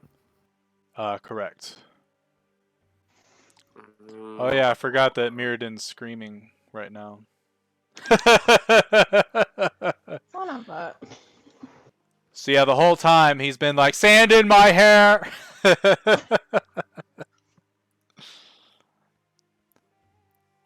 Okay. Cyrene, you are the only one to notice this real quick. As you look around, looking at the pillars, you look at the plaques, and you notice that the plaques are made of the same sort of material as the pillars. They're like this sort of glossed over glass. And judging by how the beam, or at least how the pillars look, it looks like the plaques are able to absorb light. Okay. You're talking about the plaques that are along the wall? Correct. Okay. The 12.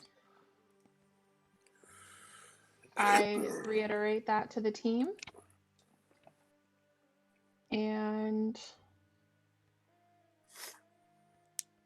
so currently the light beam is making like a triangle, right? Correct. Yeah. Can we try moving it so it goes straight? So it goes to here? Yeah. Wouldn't the mirror be in the way, though? Correct. Yeah. So if you move it this way, the mirror then blocks the light. It's If you true. move it this way, it still blocks the light. If you move it this way, then it goes down. So, back to the way it originally was, wasn't the light going back to the center? Yeah, that was the light. I meant to have this mirror start out like this, to where it was hitting the light was hitting the back of the mirror, so that it wasn't bouncing off anything. But I had accidentally left it as such. Okay, well, no, that confirms what I was thinking about. All right. Okay, so we moved it back, and now it's going from It's here to going. here. Right now. Oh, you move it back Or to where it here to was here. going? Yeah. Okay. If yes, so it's going this way. So follow the So orange. Okay. what would happen if I I'm made actually going to do this. this mirror right here face that plaque, and then adjusted this mirror real quick to go north, and then bounce off that mirror? Okay, Like so you doing do it this. like, yeah, which it can be done. I don't think the symbol will allow it, but so as you do this, it bounces off of the first mirror, then bounces off the second mirror, then hits this plaque, and you see the plaque, all the symbols start to light up in this glow. On the plaque or everywhere? On the plaque. Okay. So the plaque, and this is the one. This is the one that says, "While darkened, these pillars mean nothing. Only when lit could the gods intervene." And as Now, it That's shines top. on that pillar, the mirrors end up going back into uh, their default placements, and the light sort of dissipates for a moment, and then the gem lights back up and shines the exact same light. Essentially, the puzzle reset itself in that. You then hear the gem inside of the gem. You see this sort of fire light up, or no, never mind. The altar underneath it, you see it sort of widen a little bit, and you hear a voice.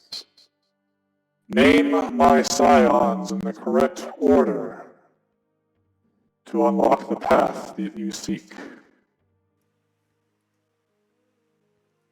And then the voice goes away, but that flame above the altar is noticeably bigger than it was before. one more question, real quick. Shouldn't this token be one to the right? No, because that's the entrance. So Yeah, but then uh, how would the mirrors hit it? it's gonna hit it. It's fine. Okay. Yeah. I mean, technically, with all the 90s, we're not gonna be able to hit that one, Yeah. but alright. Yeah. Alright, well, this puzzle makes sense now. We just need to figure out the order and then bend the light to hit the 12 in the proper order. So, of those 12 plaques, we need to figure out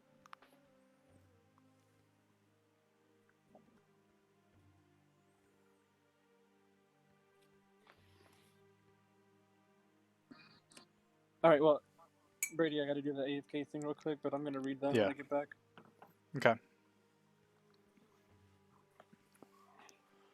Okay, so Lacan sits down and starts to stroke his helmet. I need to zoom out. There it is.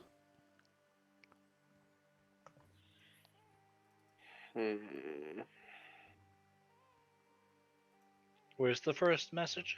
This one? This one. Or is it? Okay. Trying to think if there's an easier way to let y'all see.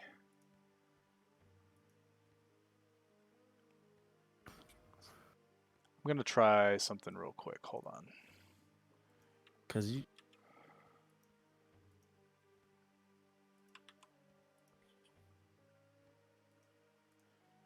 All right, so try someone on that relic that's right underneath in Ryu. Hold shift and double click the relic and tell me if you see the message. Should say the first scion of light. Yeah, without I am able to take that token action. Yeah. So what I want you to do is hold shift and double click the relic so that it pops up its character sheet. I want to see if you can see the bio. Okay. Oh, dude. For me, it popped up with a circle. Okay, so that didn't work. Maybe if I give you guys in players journals, it'll do it. All right, so try it again. Hold shift and double click it. And see if it pops up. It did work? Yeah. Yep. Okay, cool. I'm going to do that to all of them real quick just to make it a little easier so we don't also litter the chat with stuff.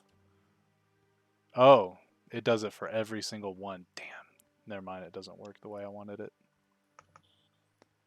Although I can just paste, I guess, everything in the order. I'll do that. That way everyone has everything up in one spot.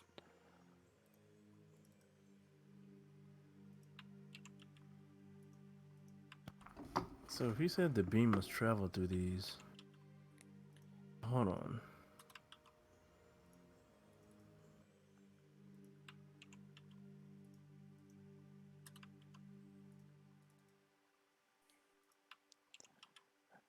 What did you guys hear him say real quick? I want to make sure there's no confusion. No, Lacan said that all these things have to light up. All 12 of these have to light up, right? That's what he said. No, I think I that's said what we have Lacan to. said. Oh, he's there. There you go. Oh, he's back. We have to bend the light to hit them in the proper order. They don't have to all be lit at the same time. Okay, There's no way to because do I'm that. sitting here thinking, I was like, this is impossible. No, Okay, yeah, now. no, we just have to tag them in the right order.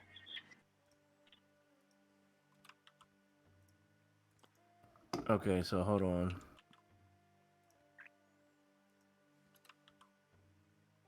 All right. I put everything in, so you should be able to shift double click on one of the relics and you should be able to see each of the descriptions all on one page for you. And I'm going to space it out so it looks a little bit better. The formatting looks better. And then I'm going to put this little number token on the bottom. That number 1 is the very first one, and then it goes in a clockwise fashion.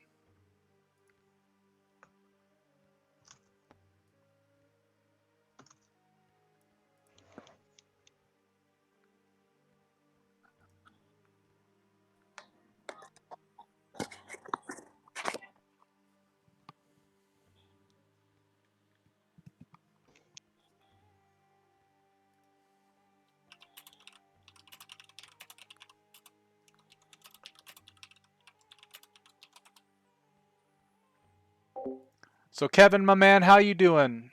How's life treating you? Have you figured out the puzzle yet? Besides, well, I mean, you can see more than they can, just because you see the DM view. Let me actually bring up one of the relics so that everybody can see the description. There it is.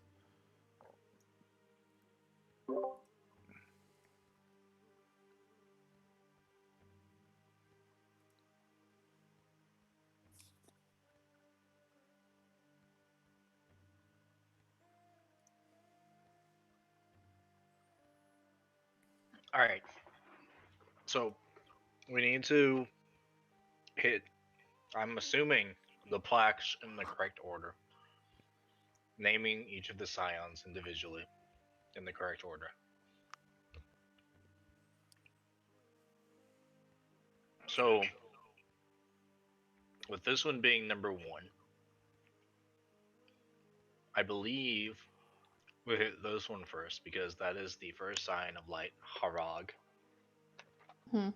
Well, I believe number 6 would be the first one, because that reads, in the beginning there was but darkness, as light had yet to be created. Okay, what do we hit for darkness? I'm just From the wording, it sounds like that one could be first, but I'm still trying to create an order for them that would make sense.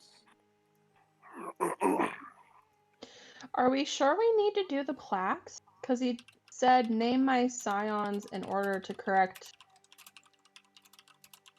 So maybe he's just talking about the pillars? Yeah, I was on the same The boat as Cyrene. well, I was the thinking the pillars need to be. the pillars are the gods. Oh, never mind. I don't know what I'm talking about. Not to mention, there's already a light shining through the first pillar that we can't change.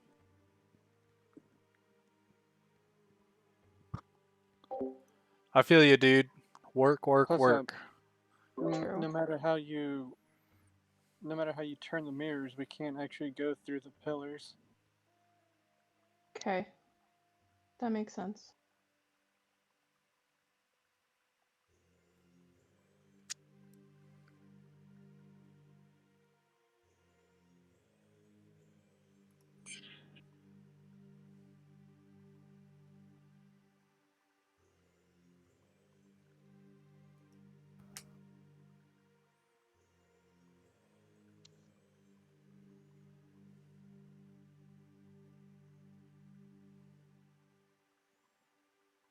Bray, did you just see that?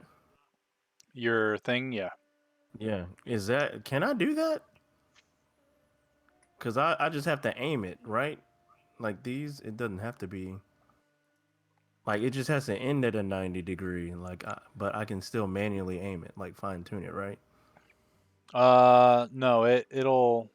So essentially, when you roll the wheel, and it clicks once, it rotates at 90 degrees. So you'll end up seeing the beam, like let's say for instance, the beam is traveling this way right now, as it actually is. When you click Okay. that wheel and make it go, it like circles around, so the beam, and then it'll click here, and then it would click here. Except for, Oh, okay, okay. yeah, I thought we had to do it again. It just had to end it there. So, okay. maybe it's easier if the beam starts and hits at this one, but then you can't get to that. I And it believe works. number 8 would be the second one. As the planes of existence started to form, a shift from the darkness brought forth the first light.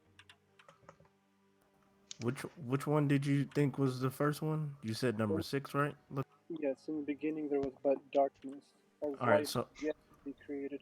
I don't think we should light That doesn't seem right. But because the voice that lords over us all spake, name my scions in the correct order.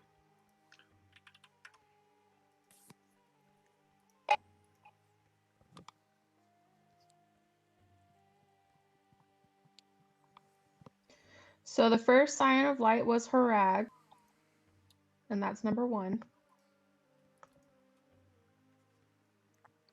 Then it should be 4. Because risen from the ashes, brought by the world set ablaze. Right. keep it going. I'm following you. That makes it's as I'm reading it together, it makes sense. 7. Thus Tempest set in motion a constant struggle against the dark, with Bach leading the war onto darkness itself. So you said 1, 4, and 7? Yeah. And then 11.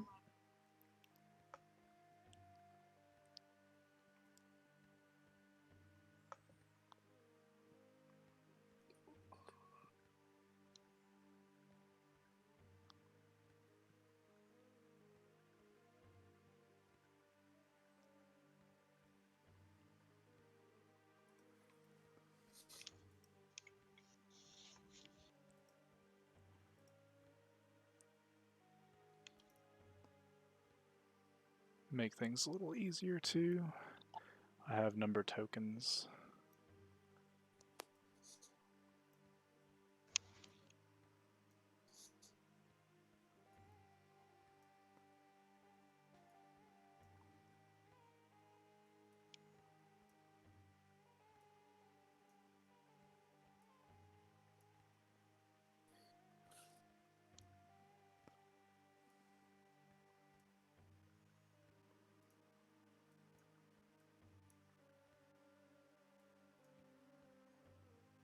If y'all want,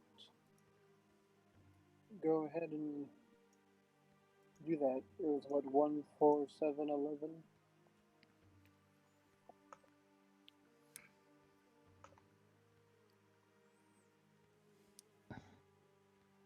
Okay. Though, perhaps we should position ourselves to be ready for combat should that be incorrect.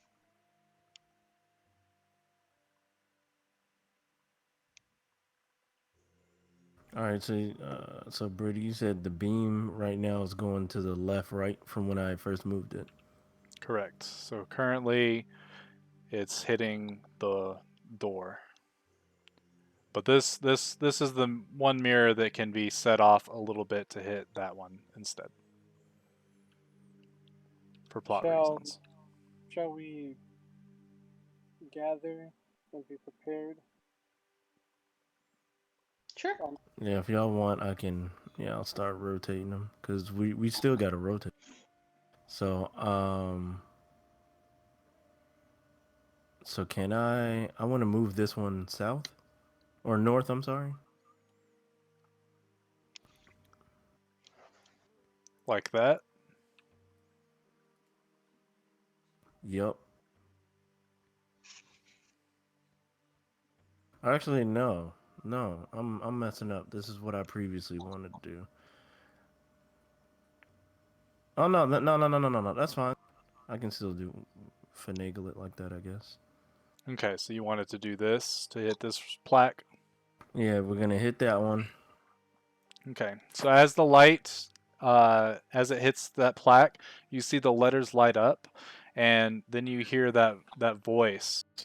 The first scion of light, Harab, served his god Kasuth, ridding the evils of the world through the fire and brimstone. The mirrors end up resetting themselves, and you see the pillar of Kasuth start to glow. And I'll put a relic there to show that this one is glowing. I'll put it next to the K. Lit. Blood titty in the city. Okay. Next up. 4. So probably moving it so it goes up to here, right?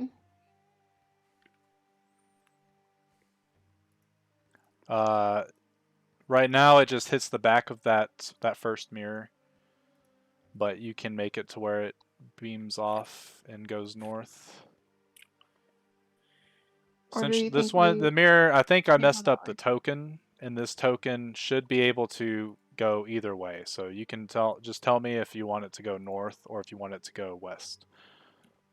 Okay, let's have it go the way you did it. So here and then here.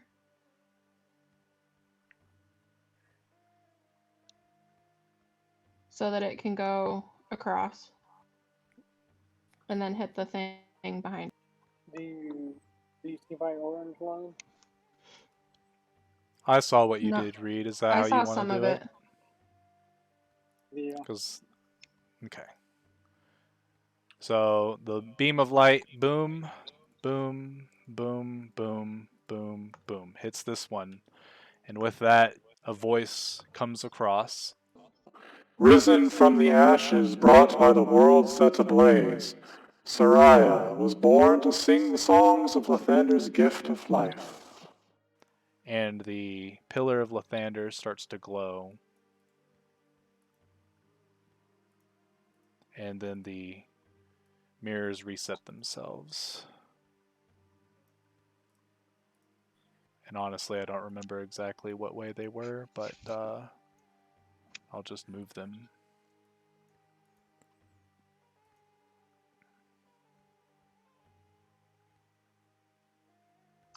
I like it. Let's do it that way.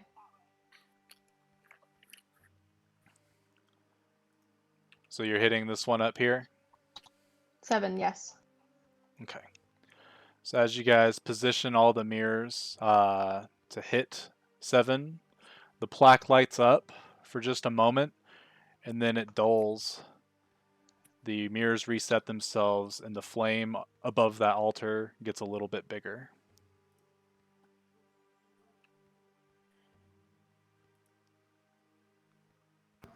So I just came back. Did we hit 4 before we did 7? Yes. Yeah, you hit 4 before 7, which lit up the Pillar of Lathander. Then you hit 7, and the flame in the center of the room got a little bit bigger above that altar. Now, when these reset, Brady, we don't have to put them back in the same. Do we have to redo the order until we get it all correct? No, the pillars remain lit. Okay, cool. Alright. That leaves 11 and then 7. Okay. Okay. But So yeah. Hold on. how do we Uh, like this mirror is bouncing up where the light first comes from? There's no way to Well, get it to in my bounce. notes, I was supposed to change where the light emanated from, but I didn't want. I wanted to try to avoid as much confusion with changing where the light goes. I think this puzzle would be a lot easier to do in real life than on Roll20, so I do apologize, but I wanted to give it a shot. Essentially, the beam of light would start going through Helm's pillar, and then it would go to Talos, or not Talos, that's in Ryu's father, Tempest, and then it would go through Kasuth, and then it would go through Lathander. So it would change. I just didn't do it because I thought it would be easier, but I think it was more confusing. But Well, that makes sense because right now then it would be doing this. yeah, But, yeah. yeah. So essentially, the light would change, but you guys figured out the correct order. So yes, you do then hit number 11, which it lights up. And then you hear a voice come over. But all was not good in this world, as darkness constantly sought ways to end the light. Following an oath of protection, has become Helm's chosen, defending the light. And then once you hit the final plaque, number 7, or not number 7. And thus Tempest set in motion a constant struggle against the darkness, with Bach leading the war into darkness itself. As that happens, the plaques all light up for a moment.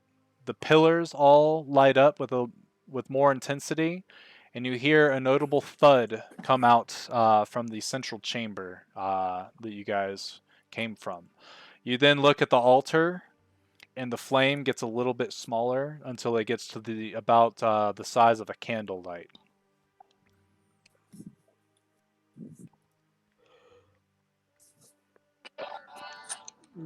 Perhaps that door in the main room. Cool. Switch scenes. Okay. And then I'll begin heading back that way. Same. Okay. So as you guys come back from the northern hallway, you see the second pillar now has a side of the door, and the door is roughly about 15 feet tall, and it stands right there in between the pillars.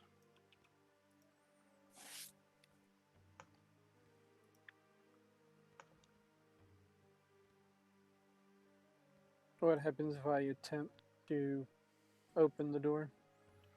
So Is there you grab. is it like a push only or is there a pull? No, you can push or pull it.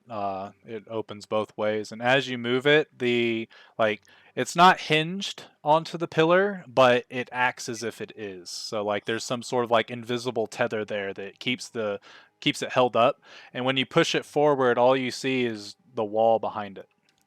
And then you pull it open the other way, and you're just looking straight through it, and it's almost as if there's nothing, like they're just two things on a hinge, and they open for no reason. I'll attempt to move forward despite it doesn't look like there's anywhere to go. Okay, so you guys watch Lacan push the door open and walk through it, and he turns around and nothing has happened. I But so inspect my mirror. I'm on the other side. Can I see through it, or I'm just looking at a door on the other side? Yeah, you're just looking at a door. Hmm. It seems there's still more to this puzzle. All right, Mirrodin, you go to the mirror. And you look beautiful. Excellent.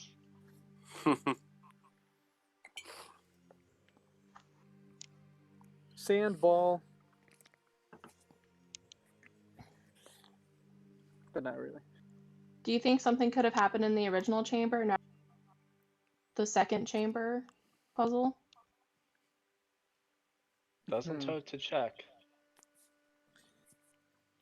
Yeah, we Okay. may as well take another look. And you guys go and to that chamber, and it's exactly as you left it. Nothing has changed. What about those blank altars? Anything look different about those? Nope, they're still blank. The only thing that is different is the trim. You see that all the symbols are lit up.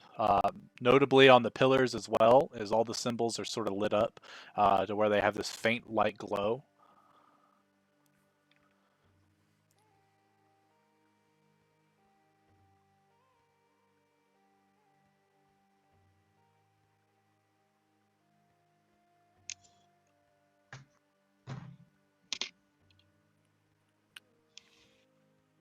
No, I only opened one of the doors. What if we open both? Yeah. So you open both and you walk through it and you turn around and you still see your friends hanging out. Nothing's changed about it. The platform behind you is still blank.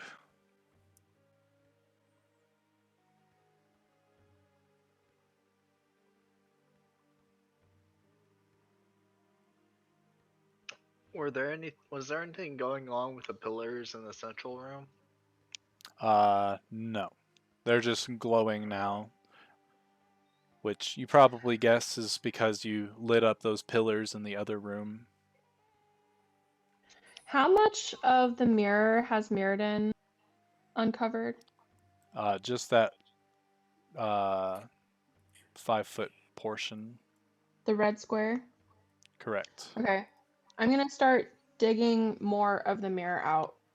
Okay. Alfric helps you by using mold earth and starts just moving and parting the sand. I will use my tool. I'll pull out a shovel magically out of my backpack and start shoveling away. You Oh my guys God, watch Dora the Lacan. Explorer! You guys watch Lacan roll up and be like, He strokes his helmet and then he reaches in his tool belt and pulls out this shovel that's longer than he is and starts just digging out the sand. And you guys all perplexed are like, hold, how? Because I'm Batman. Backpack. So after like, it only takes, with the combination of all your efforts, it only takes like 30 seconds for you to get all the sand out of the little dome and there's a mirror. That mirror now is being it's essentially reflecting the light and it's heading straight up into the abyss above you, but it goes so far that when you look at it, you can't see a notable end to the light that the mirror is reflecting. By the Interview way, breaks the mirror. I'm just joking. He doesn't. even though this is not really an important detail, the shovel, it was like a tool where it wasn't just one single pull. Like I'm trying to figure out a way to describe it.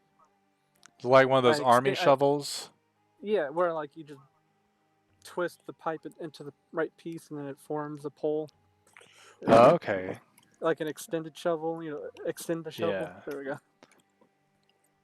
Billy Mays here with another fantastic product. Except I can't play Billy Mays clips right now, unfortunately. Because Sad. you're on your laptop. Alright, so now you guys have uncovered this mirror. Did it get bigger? The mirror is about this. Yeah, it's the size of that that block right there. Interesting. And currently, like as you're looking around it, the edges, it from what you can tell after you were digging through it, the edges of it, it's like underneath it is made of stone, and then the top is this polished mirror with the symbols of each of the gods, and each of the gods' symbols are just like the pillars, and they're glowing right now. Should we try to lift up the mirror somehow? Is there a? Yeah, Does it look like there's a way we could lift the mirror? yeah. Yeah. And what's the shape? The mirror is a circle. It fits perfectly in this little dome thing with like maybe 2 inches away from the wall. So like there's 2 inches of space between where the mirror is and where that sort of like pit that it's in. So you guys are able to get your hands underneath it, and with enough elbow grease, you should be able to lift it. All right. As as we begin the lift, do I see anything under it? No, just the sort of stone slab that it's the mirror. The one side is the mirror, the other side is the stone slab with no remarkable incantations or anything like that. Does the light do anything light. with the mirror being moved? So as you guys lift it from that side, it starts to light, or the light bounces off, and it lights this whole the entranceway. Other side. Yep. That's I was thinking the same thing. So as you lift it up, it goes through the open doors, lighting up this sort of platform area, but nothing remarkable seems to happen. Do you guys think the door needs to be closed? Mirror closes the doors. Okay. Mirrodin closes the doors as you guys heave it up, and Mirrodin, since you're over there, you hear a weird sound coming from the other side of the door. I open the doors. The sound goes away, and there's just a platform. Son of a bitch. I close the doors. You hear that And sound come back. utilizing the power of my legs, I walk to the other side. As you walk to the other side, you see what looks to be you can see the light as it's hitting the door. It makes a shadow of the door on the wall, and you can see through it, and it looks as if it's opened up the wall itself. And you see what looks to be some sort of like old chapel looking building on the other side of that. There's a hallway. And if we A were, shadow. if I were to start letting the mirror down, As you start to tell everyone to move the mirror back down, the portal that you see mirrored in starts to get smaller and smaller as less light hits the door. Ah.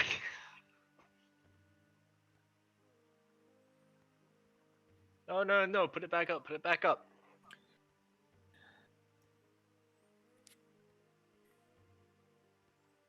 all right. And Circle. Jerk. No, just circle. I'm sorry.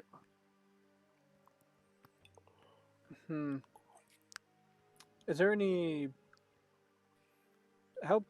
Is there any like tall rocks around? Yeah, Any, can we wedge Uh, some decent-sized boulders under it? Boulders, yeah. Yeah, I would say there's enough rocks and broken pillars and stuff like that that you guys could gather them all up and put them underneath this mirror to where probably after like 5 minutes of collecting these heavy boulders and getting it just right, Lacan finally starts to ease off the mirror and it stays in place. Mirrodin, you look and the portal is perfect. Alright, I'm in. All right. Well, wait for us. I'm not. And Mirrodin was never heard from. We head out. Okay, I've returned. The Hello. first to die. Oh, I'm sorry. I just. No, you're I good, didn't dude. Totally just cheated this last exam with some other people when we got like all 100. So. You cheated. Oh, like a Congratulations. deviant. Only if he was caught. That's Yeah. Well- actually true. This is now officially recorded. So I don't give a shit. I mean, I don't First of give a all, hoot. if his teacher for whatever reason watches the stream and finds that out, one, I'll be cool with it. But two, that'd be I I mean, love so his weird. stream. God damn. He's gonna go to class. So, how'd you enjoy the test? What? What's an online I heard class? you No, cheated. You have no evidence of that. You have Have no you seen this evidence. Yoshikidneo guy? He's the boss. Oh, he There's doesn't even call him by his real name. He'll call There's him this Alfred character first. named Alfred that sounds very similar to you. So, uh, Alfred, how I'd was be that more. test? I'd be He'd more be like- concerned because this is an online class, and I've never seen this person or spoke to this person ever before in my entire life. So can That show means up at your your house is doorstep. bugged, dude. Yeah, your They house is are- bugged. they're watching me sleep. They're doing other things. They're watching you do other things Yeah. besides Oh sleeping. yeah, I'm watching you sleep there, boy. Oh, They send you an email. got a purty mouth there, boy. oh my god. He's gonna send you a random email. He's gonna be like, "So, how do you like D&D?" You're gonna be like, "What's that?" He's gonna be like, "Oh, nothing, Alfred." Oh, sorry, should I call you by your real name? Oh, we're using our fake names. Okay. Okay. What the hell is going Just on? to reiterate, This map for is what has happened, blurry. is It's it? supposed to be so shadowy. Yeah, it's so blurry. Like the lights, we only see what's There illuminated. we. That's I just see a better. bunch of pillars and shadows. Maybe. Yeah. Sorry, maybe that was my computer I being see nothing. overload. I have like shadow tokens everywhere. Yeah, that's how it's supposed to be. The shadows. Cool. Alfric, real quick. You guys went down, and it took about 20 minutes for you guys to go down the sort of stairwell that led you to the location that you saw when you logged in. In that location, you saw a bunch of pillars with the various symbols of the gods, known as the Lightbringers, from what you've sort of gathered so far. There were two puzzles you had to do. One of the puzzles, you had a large brazier in the middle of a room, and you had four different colored sands that you had to put in the proper order. If you didn't do it in the proper order after you figured out what the sands, I guess, or after the sands spoke to you, quote unquote, you had to fight sand golems, which you guys defeated. But Mirrodin and Enryu got pretty injured. And then in the second puzzle room, there were a bunch of mirrors with a gem that cast a light, and you had to you cast comprehend languages as a ritual so that you could read the writing on all these plaques, and you guys were able to figure out the proper order to maneuver the beam in order to light up the plaques, which lit up the pillar of their respective god. After doing both of those, a door appeared in the central chamber, and you guys found a mirror underneath a big pile of sand. You just maneuvered it to where it cast a shadow against that door, which opened a portal on the back side of the door. And now you guys are in this place. As you walk through that portal, you can hear birds chirping. You can hear the wind blowing, which is very odd because considering how far you guys traveled underneath the surface of the world to get to where you just came from, that shouldn't be happening. You look up to the sky, and it is a sky. There's clouds. It's a light bluish color, pretty clear day, with a couple clouds here and there, and you're looking upon this old temple that's noticeably ruined. Some of the walls have been crumbled. You can see, from what you can see there, you see some of the doorways are shattered open. There's benches and stuff inside that are kind of ruined and things like that. And on this altar, I think some of you can see it. On this altar, you see 4 candles that are sitting there. One of them is lit, the other 3 are not. I look behind us at the entryway. Okay. So- You look at the entryway and you see those doors standing there. You can see the light, sort of like the god rays coming from the doors as it creates the portal, essentially. Okay. question. Yes. How much time has taken place since last session? Like instant, right? Yep. Yeah, you guys picked up right where no time passed. Y'all didn't take a rest or anything. Okay, so for some reason my polymorphs weren't draw. I should have none left. I used it twice, didn't I? Yeah, I did. I used it at least once, and did he knock me down out of it? I don't. You didn't use it against that first creature. You only used it against the second creature. But you used a polymorph against minotaurs earlier too. So yeah, you shouldn't have any more polymorphs. Okay, yeah, that's what I thought. Okay, sounds good. Would I be projecting more light with my sword?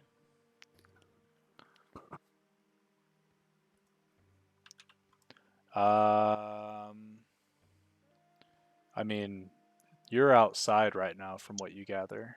You're not in a cavern anymore. Alright, well, yeah, there's a lot of shadow dynamics going on here, though. Yeah, those are walls. So I'm gonna look to everybody and say, where are we? At the Temple of the Lightbringer. Well, is this more of the puzzles, or? We just I gesture towards the temple. So. Yeah, no, I'm just curious if this is part of the puzzle still. We just went through. We have no idea. We just all entered here right now. Okay. I opened the doors. Oh, that's a glass window. My bad. What do we see as we peer through the glass? He punches out the glass window. No, just kidding. Abel yells to you guys and says, "Here's the door." Oh. Where the fuck is Abel? It's over here. He's on the left side. I can't. Yes, the door. I kick it slightly to the side and continue walking. I'd like to inspect the door, Brady.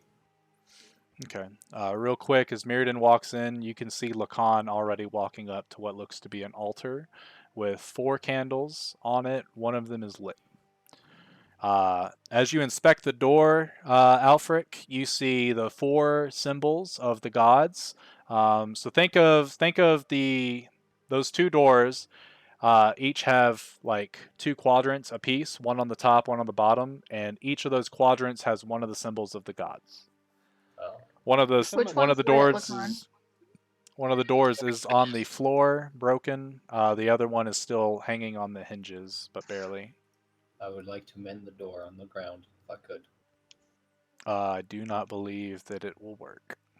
Okay. Where are these candles at? They're on this little altar. Which one's lit? So as you look at them, actually, let me go to a thing. You know what? Screw it. Enryu peas on the alt. No, I'm just playing. Interesting. Death. So I'm going to. Yeah. And thus ends Enryu for the campaign. Actually, that wouldn't be a bad. Go ahead and pee on it. I'm just joking. Really? I'm just joking. Brady, what do I see here? You see an empty storage place. It probably served a purpose long ago, but it doesn't anymore. All right. Or doesn't as of right now. So let me show you. I don't think I.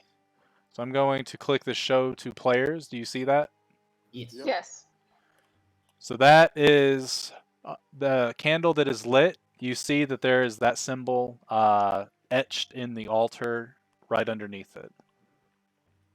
To the left of it, you see this symbol. Mm-hmm. Lathander. To the right of the lit candle, aka to Kasuth's candle, you see this symbol. And then on the far right, you see this symbol. Man, where Talos at, man? This disrespectful ass symbol. Okay. So Kasoth is already lit. Could I take a sketch of these things, Brady? Yeah, definitely. You pull out some parchment. which you have plenty of, and you start to draw. Go ahead and roll me a sleight of hand check. BRBP. I'm gonna add my thingy to it. Can the candle be picked up? Yes. And then. You should You light got a pretty rough sketch. Lathander's candle. Mirrodin kind of peers over your shoulder and kind of scoffs to himself. I can do better. Well, I hand him the paper then. Of the. Utilizing the power of magic, I start lighting the candles. So I'll Which take candle the do you candle. light? Let me look I at vote my Lathander. notes real quick. Yeah, Lathander, and then The protection. Edrol, or the defender one, and then Lathander, Helm. Yeah, Helm, Lathander, and Helm, Tempest. Tempest. Yeah. and then Tempest being last. Last. Okay. That is 100% correct. You take the candle and you light Lathander. Mirrodin uses prestidigitation, I believe, to light Helm, and then Alfric maybe or somebody else lights the one for Tempest. And as you light them all back up, Lacan replaces the candle, and you see the candles all start to sort of dance, and then suddenly they go out, and the wind picks up, and it gets to where the wind is notably the cause of blowing out the candles. And then you hear a familiar voice come out. Who dare disturb my slumber? And then, not right on Lacan, but you see the light sort of pierce this glass-stained window, and sort of like a prismatic. Think of like a scan almost, like how it starts rapidly from the bottom, and it like builds the legs all the way up to the face. As the light shines through, you see this thing appear in front of you. I am Lacan.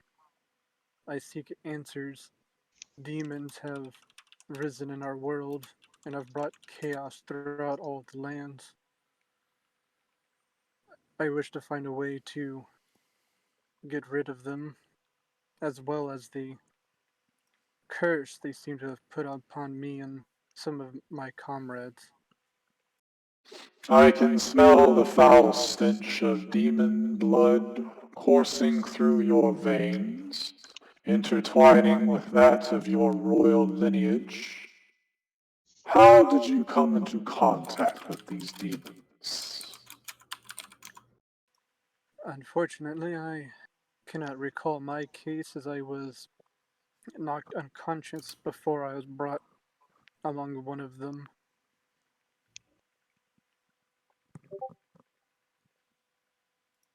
But I assume their servants drug me to their demon lord.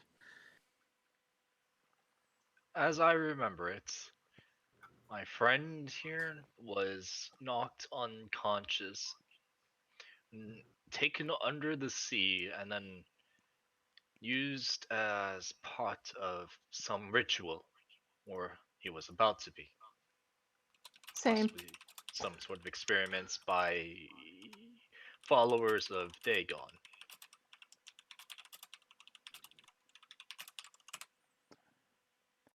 Interesting. Yes.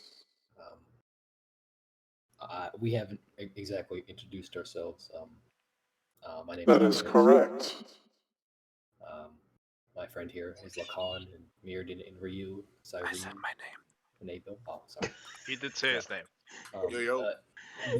We do not exactly know who we are in the presence of, and to properly treat you with the most respect, could we inquire who you are?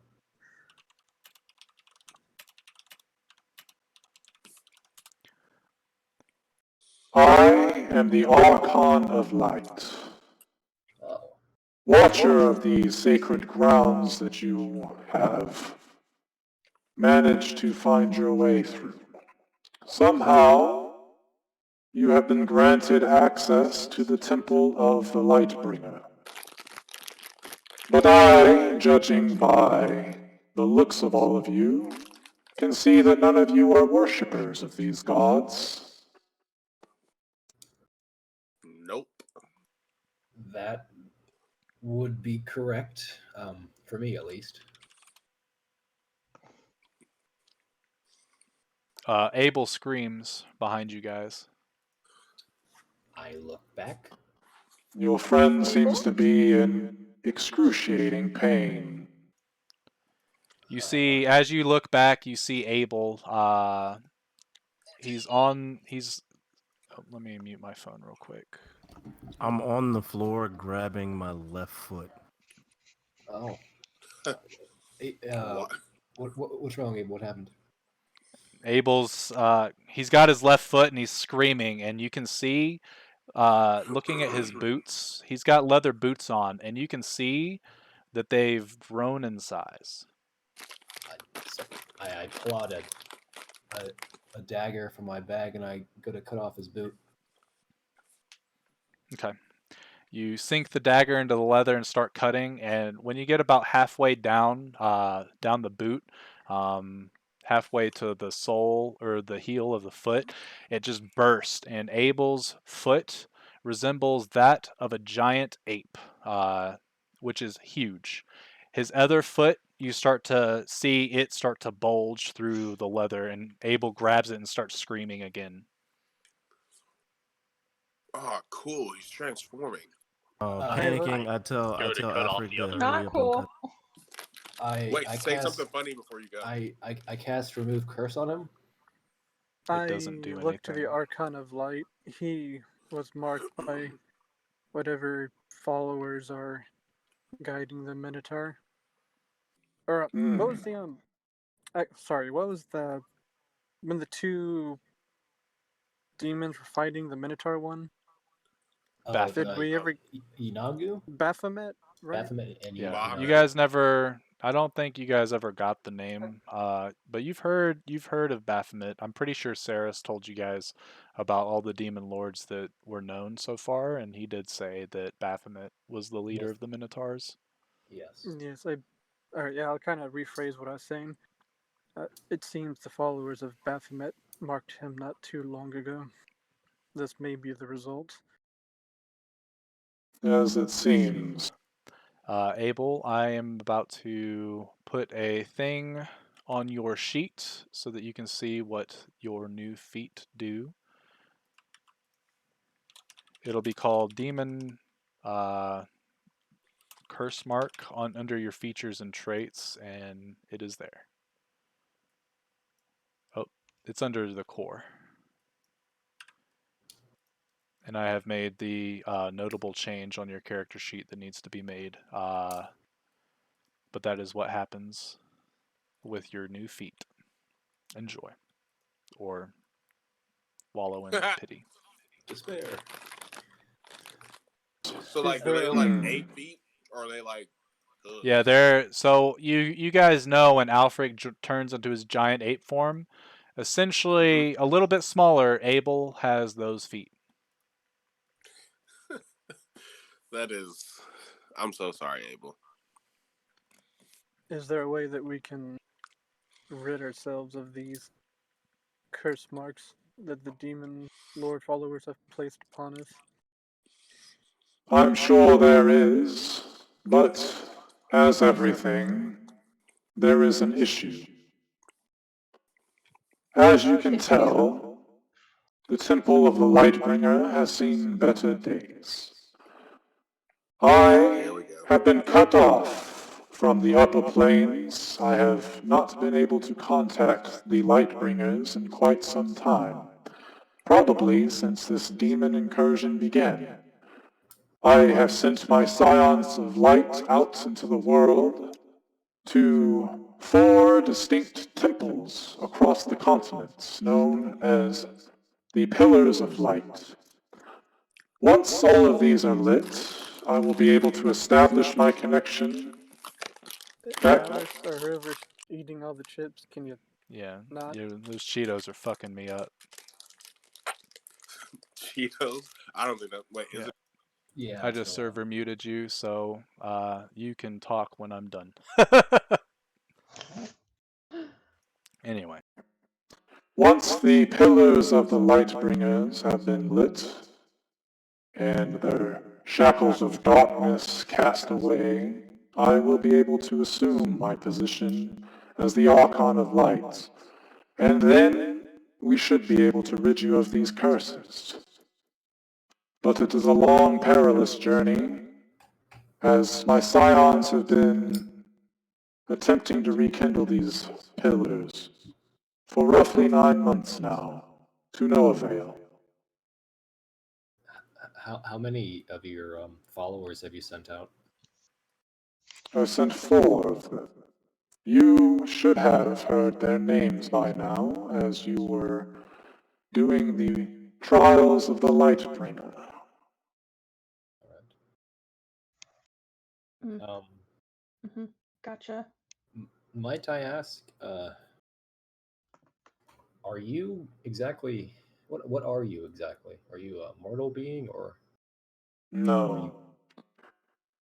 I am a servant to the gods, and they have granted me a somewhat limited immortality, alright. better known as undeath. And were you around previously when the demon lords were acting? I have been around since before the 1,000-Year War. Okay. So you've seen them come And and go. yes, this is the 3rd demon incursion, the 3rd battle for the title of Prince of Demons that I've seen. And this is the first time that my pillars of light have been snuffed out. So we've been seeing firsthand these demon lords emerging, and you just mentioned that they're battling for the title of prince. We've seen different factions fight against one another. Is this what they do? Or are they not exactly allies, or we're still very confused on No, what's happening? demons are not allies, even when they follow the same demon lord. It is all chaos ensued.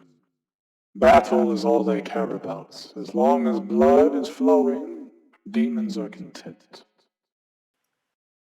The only thing that is true of the demons is that the demon lords will constantly battle one another for the title Prince of Demons. For with it they show superiority over all the layers of the abyss. Currently, Demogorgon holds the title, and if I remember correctly, the final demon lord to withstand this war across the material plane will battle against him for the title. How did they get sent back before? They are not truly here, just merely their avatars. But the rituals change, and this time I do not have the proper oversight to tell you exactly how to rid this world of the demon lords. Not yet. So currently there's no other way to even attempt to get rid of them other than lighting these pillars then? That is incorrect. Lighting the pillar will just lead to the answer. Okay. And The pillars of the Lightbringers are my connection to the upper planes where the gods of neutrality and good reside. I must Without these pillars, Oh, go ahead. I motion towards the table. Like those four gods there. These. Those are noted as the Lightbringers. Okay. Those are the ones that I have the most contact with in these regards. Where are the different temples? One temple can be found on each of the continents that you have, no doubt, come to know as your World of Boridil. One temple lies within the ancient rise, to the northwest of the Sladoran Empire. Another in the Giant's Forest, where the Kirakuri Empire lies. I take a deep sigh. Another in the Sleepy Peak, north of the Titanian Empire. And finally, beneath the capital of the Yodian Empire, deep within the Underdark itself.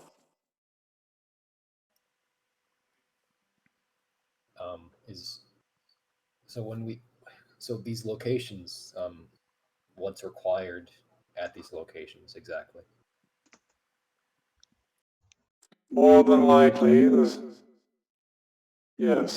more than likely there's some sort of darkness that is interfering with the pillar's light structure.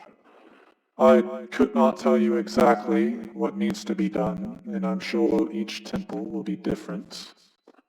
But once you get there, everything should make sense. As the temples are not lit, I have lost a great deal of my power.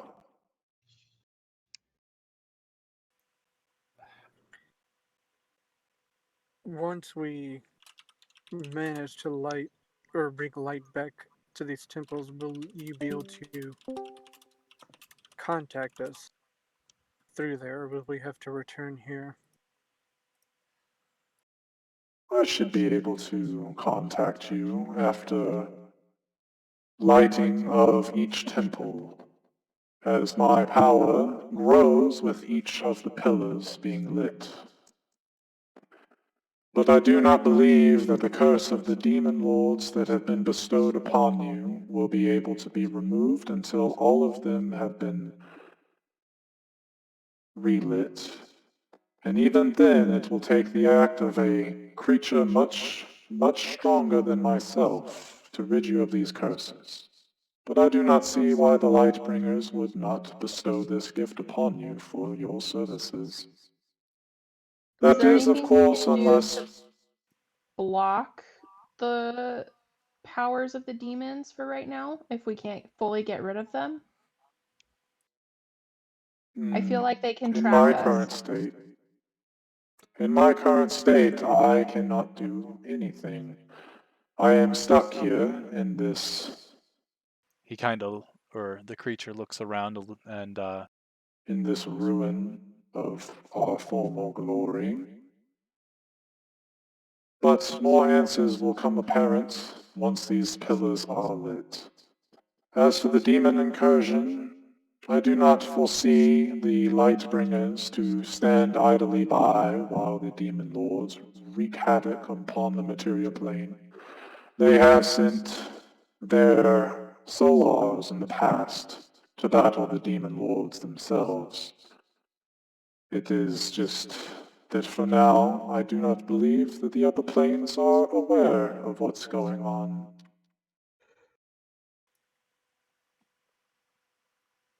Take out a piece of paper and write down the locations. okay. Is there any special entry into the temples we need to worry about? Will any runes or magics prevent us from entering? To be honest, that would be up to my scions to allow you to know, for the temples are what they're entrusted with protecting. I am entrusted with protecting this location, and it seems that if followers, or those that do not follow the Lightbringers are able to get in, I need to change some of it. And these scions, are they mortal like us, or are they more similar to you? They are mortal in a way, but they have been deemed champions of their Lightbringer. And typically, when they fall, within a appropriate amount of time, they reform to do their god's bidding once again. They are not like me, as I am what you would call an archlich.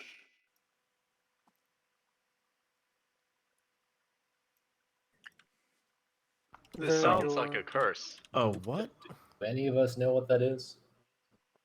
I will allow all of you to roll a history check at disadvantage.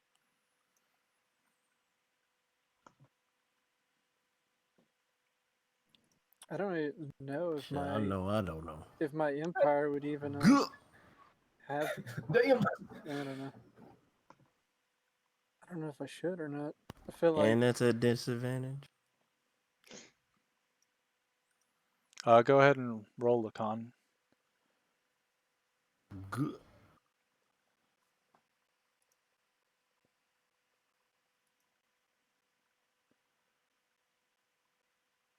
Okay. Yeah, none of you have heard about an archlich before. Judging by the puzzled look on your faces, there seems to be a great disconnect between this generation and the history of this world, of this universe that we all reside in. bunch of An Muslim archlich. Ha ha ha ha.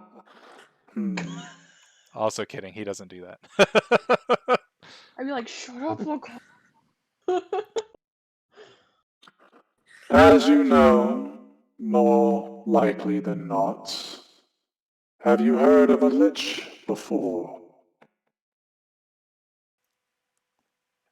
Have And we heard of Have it? we? I'm gonna keep the same history checks y'all did, but with just a normal roll. So Lacan and Alfric have heard of what a lich is. They know that they are great wielders of the arcane that have found a somewhat answer to immortality, but it's not permanent. There is a way to stop it. They are extremely powerful in the ways of magics, and they are typically anywhere between neutral and evil doings or biddings.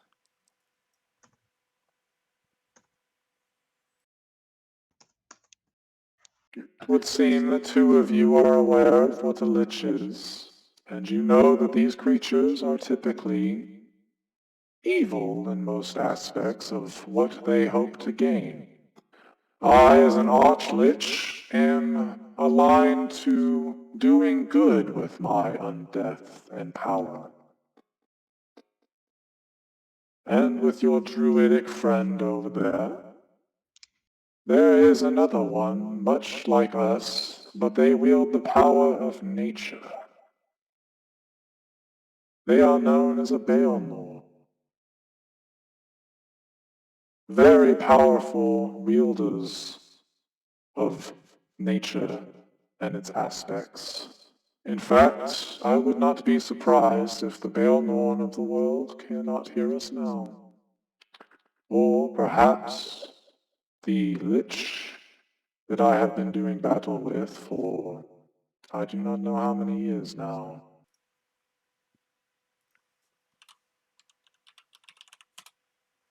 You're having battle with another lich? Correct. There cannot be light without dark, and vice versa. Where I stand as a herald of the light, another stands as the herald of the darkness. And we are at constant odds with one another. This one, on this particular plane, is known as the Lord of Shadows, whereas I am the Archon of Light. His true name is unknown to me, But if I were to ever be able to find it out, or if he were able to find out mine, the tides would surely turn in one or the other's favor.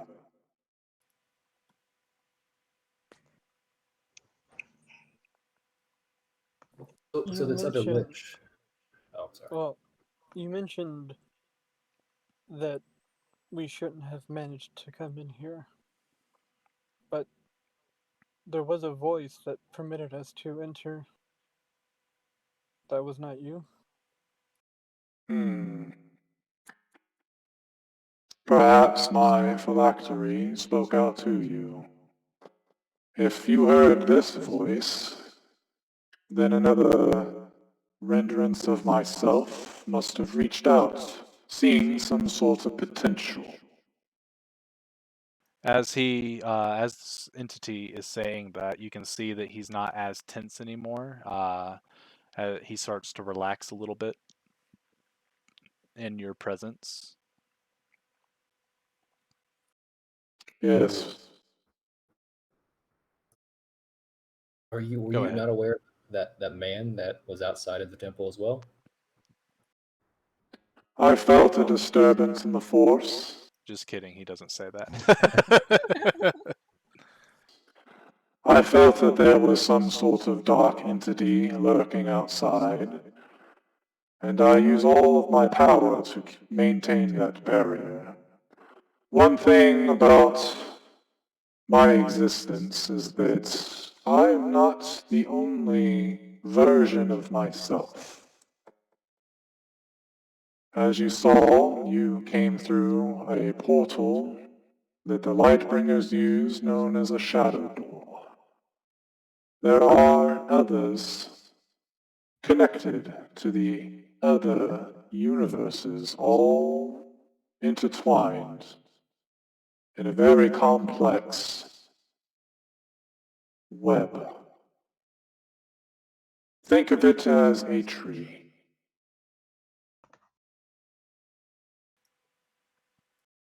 Oh, Surely another light or archon of light was able to sense you, as they still maintain their pillars of light on their worlds, and were able to aid me.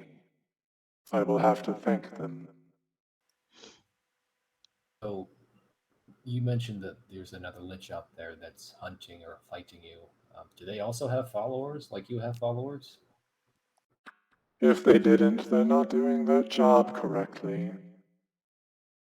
One thing you should know is that anything that is powerful has people that crave it for themselves, and they will follow that power, whether it's blind devotion or if they have another hidden agenda.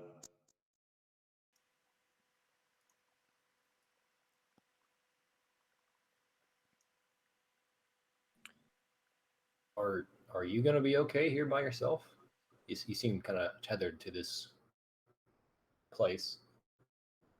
I have survived for tens of thousands of years. I'm sure I will be fine here.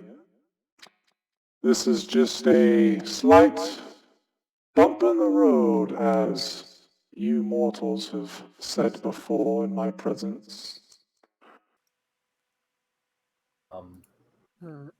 Well, though you say your power is not great, is there a way you can somehow imbue us with even a tiny fragment to show the pillars that we have been here?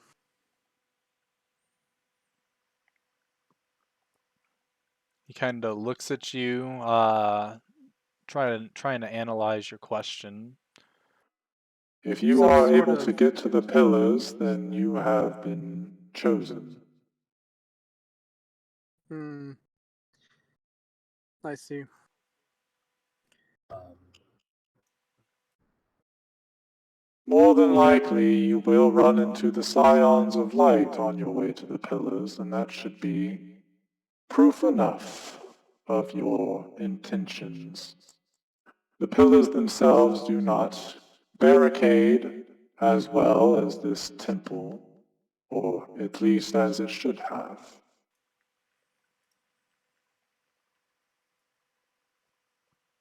I don't have a map on me.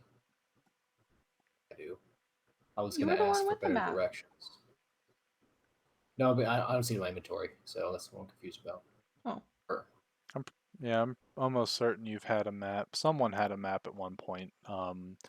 But regardless, when you pull it out and show it to him, I am not familiar with any of these structures. I have never set foot in this world before.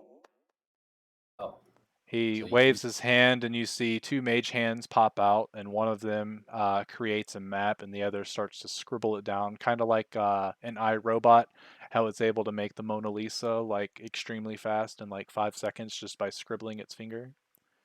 okay. Although I am tethered to your plane of existence, I have not walked it. This is where I reside, and I use my scions as my eyes.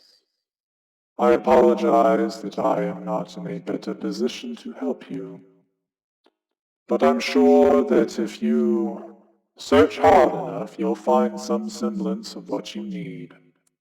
Or perhaps find someone devoted to one of the gods of the light, or one of the Lightbringer gods, and they may be able to point you in the correct direction.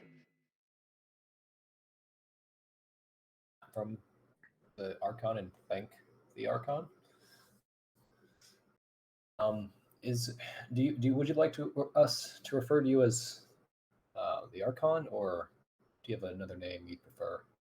The Archon of Light is plenty.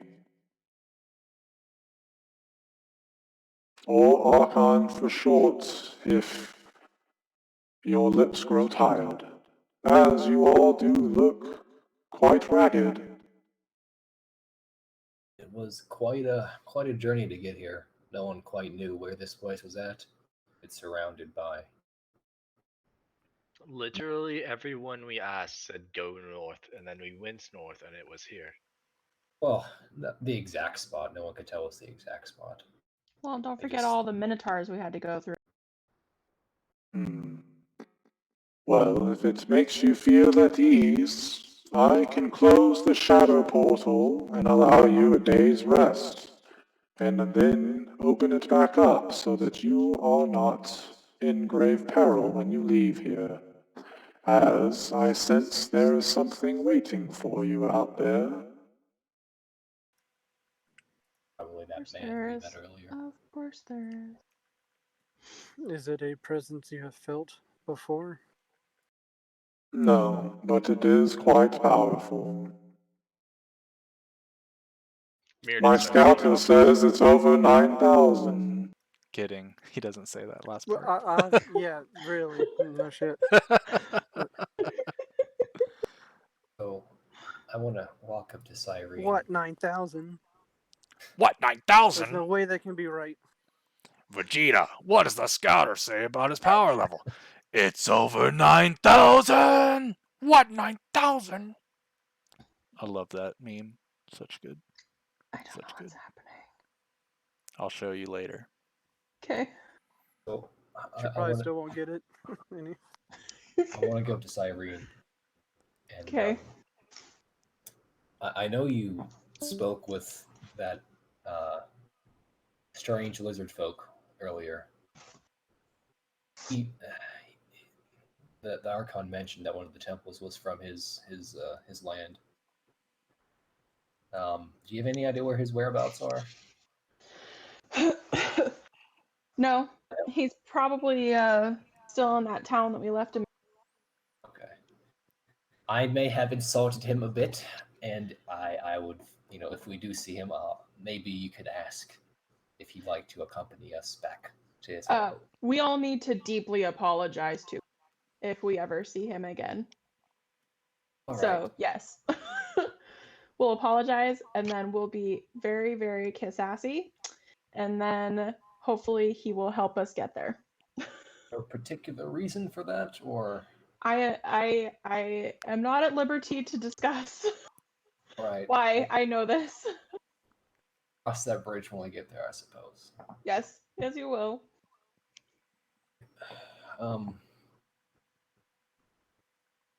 Go up to the Archon and we'll thank you again, Archon, for everything. Set out post haste in the morning. Don't know where we're gonna go first exactly. Is it with the closest? I look at the map. Is it the closest place to? You say there's Hold one in on. Slador.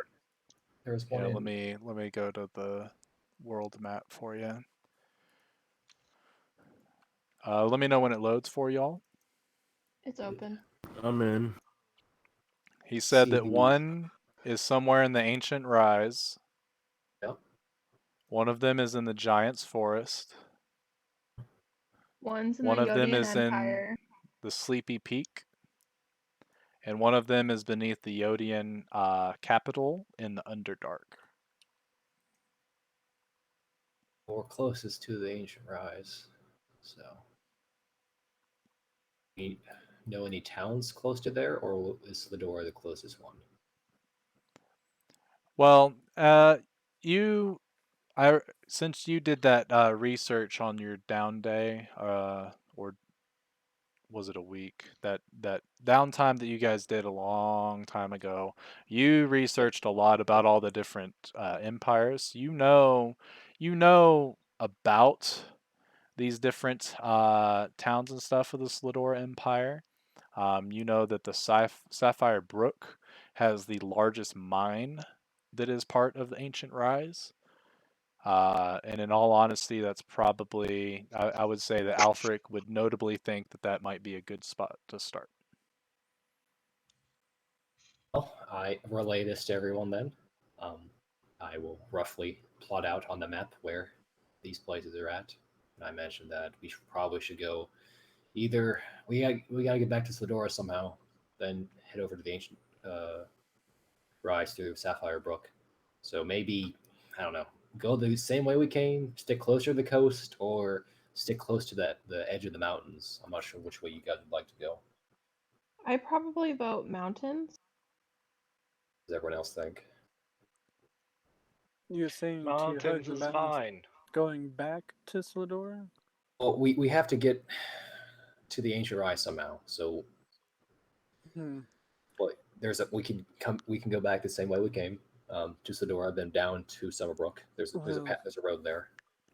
Do you think we should Or go back to Sladora first to tell the boatmen that we need to head to the ancient rise, since that will add time? yeah, How long has it most likely. been? I believe it's It's only been been like 4 4 days days, since right? y'all left, yeah. And we told them 3 weeks? I 2 think we weeks? told them 2 weeks. So 2 weeks. by the time we get back, what? Hold on, is it a week, 10 days in this campaign, or is that last? Correct, yeah. So a week is known as a 10-day, which consists of 10 days. So far But you've only been out for about half of a 10-day. So essentially either 2 way, weeks is 20 days. either way, by the time whether we get back to Sladora or go to the ancient rise first, 1 week will have passed, and we'll only have one more week to restore the pillar, and then return to Sildora. If we don't talk to them and perhaps get more time. We need to notify them anyway. So forgot about the boat. Okay. Well. If not, we'd have to find other means to travel, which would probably be hard since Dagon controls the sea. And we don't have any funds. We don't have the funds aside from what's on us right now, and we don't have the guild support. So, well, yeah, it's the best thing I can think of. Well, we just have to head back through the way we came. Through all the Minotaurs. Yep. Well, it seems our first obstacle is whatever entity is waiting on the outside. Yeah. Well, I guess for now, just get some rest, right? Think about it in the morning. The Archon waves his hand, and you hear a whoop coming from the direction of where you guys entered this location. I'm going to ask the Archon. I want to approach the Archon one more time and ask, is there a library here, perhaps?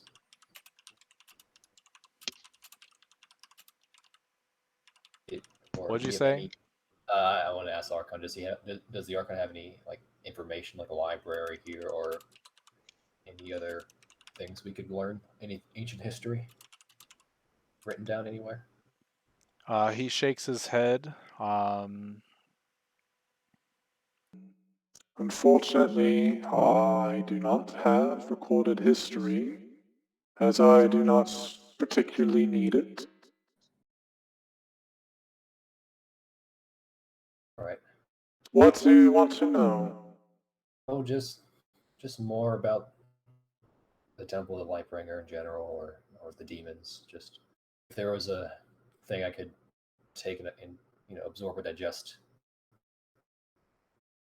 Book format. He waves his hands, and his mage hands come together. They sort of clap, and then when they come undone, it starts. You can see that he's essentially he's printing off what looks to be a scroll, but it's taking a little bit. Oh. This might take you a full rest, but then you can study it later. I'm recording quite a bit of information for you. You just want to know about the Lightbringers and the Demon Lords? And the Lightbringers, the Demon Lords, temples, the pillars. Anything useful for us in this journey. Very well. And the hands, as they stretch out or start to tear apart from each other, it is a very, very slow process from what you can see.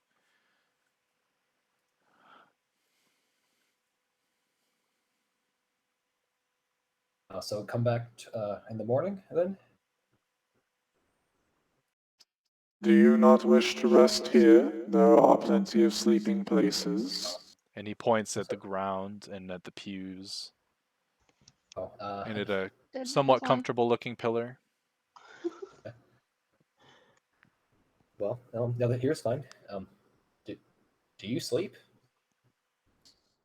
I have no need for sleep, for food, water, or even air to breathe.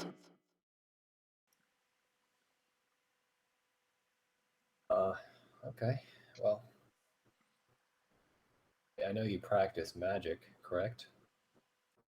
Correct, and I do have a small portion of my power. Were you a mage or a sorcerer or a warlock in the past, or? From what little I remember of my upbringing, I started out as, I believe, a cleric, a follower of Lathander. And as I grew in power, I started to dabble in the ways of the arcane, and it was then that my god spoke to me, and essentially dubbed me as the new Archon of Light, and not only to follow him, but to follow Hell, Tempest, and Kasuth as well, as the Archon is the tether between the four gods, as the Scions are the tether to the Archon.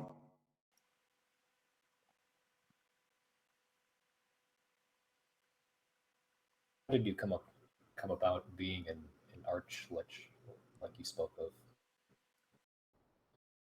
He shakes his head. Only those worthy are allowed that knowledge. And no, due to the fact that you are not a worshipper of any gods, from what I can tell, I highly doubt that you would ever become an Archlich. Not that I'm asking how exactly the process works, but like what are the circumstances? Like, how did you choose to do that? Is what I mean. Like, how did that come about? Like, why? The will of my God is the will of mine,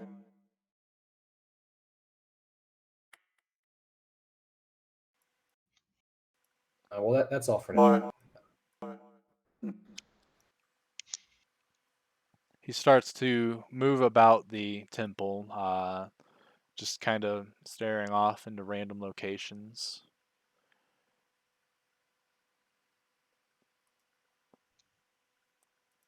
So go ahead and everybody, we'll jump forward the long rest. So everybody gain your HP, gain your abilities and stuff. You guys watch as Mirrodin every hour dimension doors a couple times. What does a 1 do again? Takes me to Isgard, Okay. which is exactly what I wanted.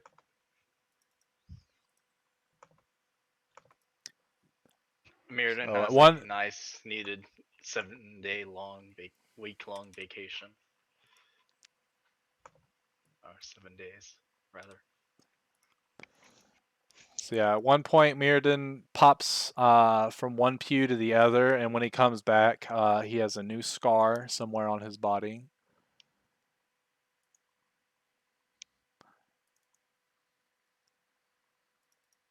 Let's see. I'm trying to get Olive and Ryu's stuff back up since he left. Alright, I think his sheet's done.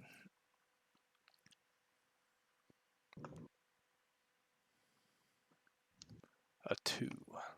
A 2 plus some things for your charges. That's 4. What is it? Okay. So 6 altogether. Serious?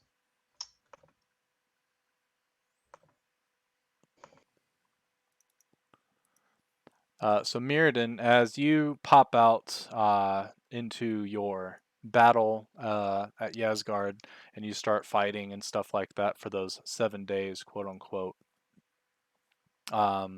you end up seeing your patron sort of leading the charge. Your patron is a very beautiful, angelic looking creature, but you know her not to be an angel. She is far greater than an angel. She is what is known as a solar. Solars are essentially, how should I say this? Solars are, they're essentially I've seen created by, those. oh, I've have seen you? that before. Okay. So yeah, Solar is essentially like the created champion of a god. Um, sometimes the Solars get to where they're even stronger than some of the gods themselves, but it's usually like the lower tiered gods that they're stronger than. There are a notable amount of gods that, you know, will remain all powerful and stuff like that. Your particular what's a your particular patron's name is, let's see, where did I put it? Maroth. And at one point in your week-long battle, when you guys are doing a small rest so that you can regain some of your power, she does approach you, and I didn't get time since I was on my cruise to make her voice yet. I do plan to make a voice, hopefully, as long as, you know, I know the female voices whenever I do them sound really weird, or maybe it's just off-putting. I don't know which, but I want to make sure it's pretty cool. But essentially, she does come up to you at some point and go, "You have been quite busy these last few days on the material plane. I, first of all, want to recognize your efforts and tell you that you're putting my powers to great use. I could not be more proud to be your patron."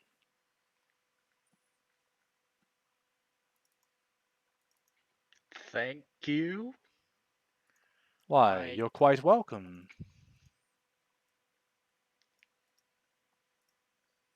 don't think we've ever had the pleasure of speaking. "Not since those many years before when you requested this sort of power. Do you perhaps even remember why you wanted this power that I've bestowed on you?" I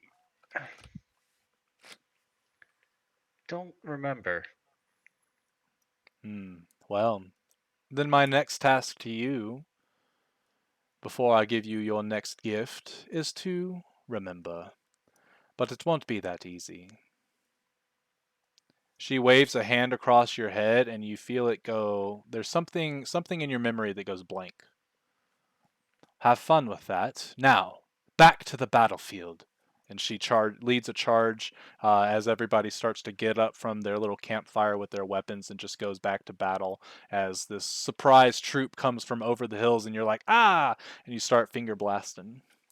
And then more days pass and stuff like that, and then you're back to your pew. Mirrodin, probably not even remembering that he teleported to a pew, ends up like accidentally shooting it, I guess. It's very embarrassing. Yeah.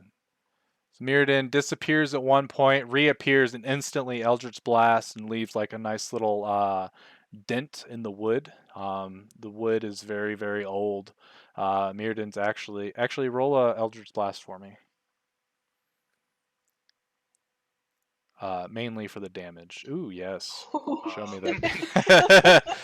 Mirrodin blasts the pew and it explodes and like splinters are sent everywhere and the Archon kind of like very calmly just looks over and kind of shakes his head a little bit. Sorry. I remember my first bit of power. What You was get that? used to it. I was busy. Are you okay, Mirrodin? Yes. Busy. Were we just sleeping a moment ago? Like, oh, Yeah, you were gone for 2 seconds. Yes, that's a thing that happened. This is what, the fourth time now that you dimension Third. door? Third? or two. Definitely more than 2 times he's done this now. Speaking of two, did anyone see Abel, what he typed in the chat? Mm-hmm. Oh, I saw it. I am ignoring it at the moment. Hold on.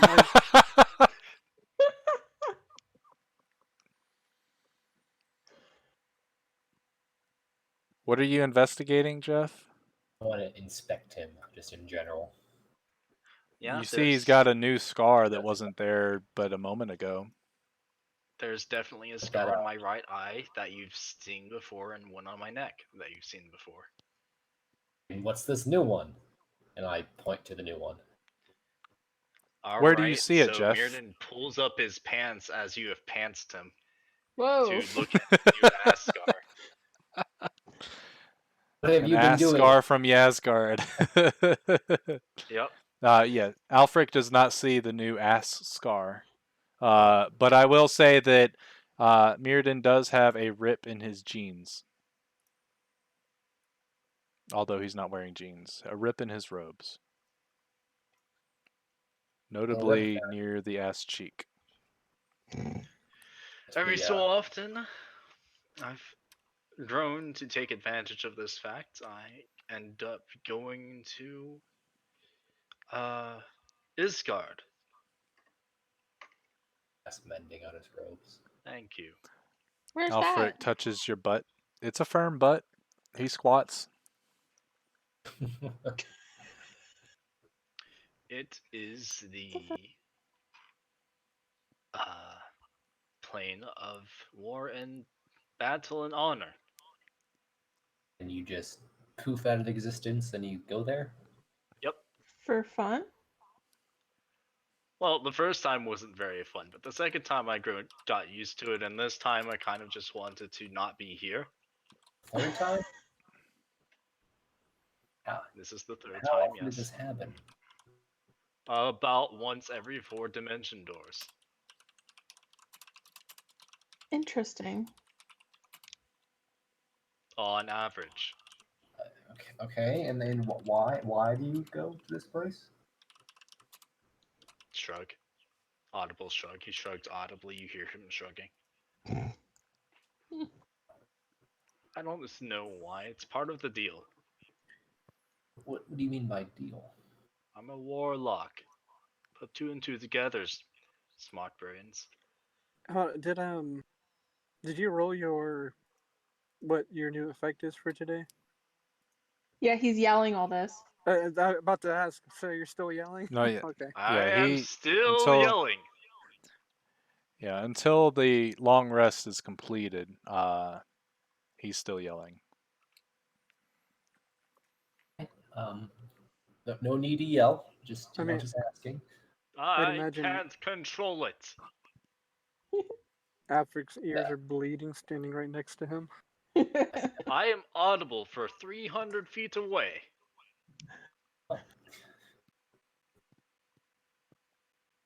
Well, The we'll Archon doesn't seem to mind, by the way. just don't be blasting any more benches and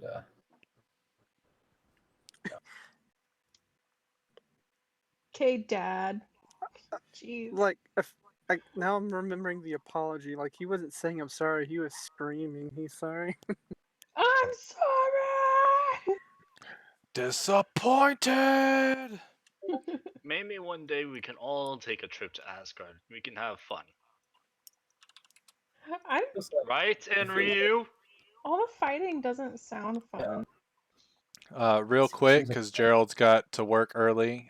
He's about to be getting off. Did anyone have anything to say to Abel as he tells you guys that he wants to return to the prince soon as possible? well, I'm about down. that.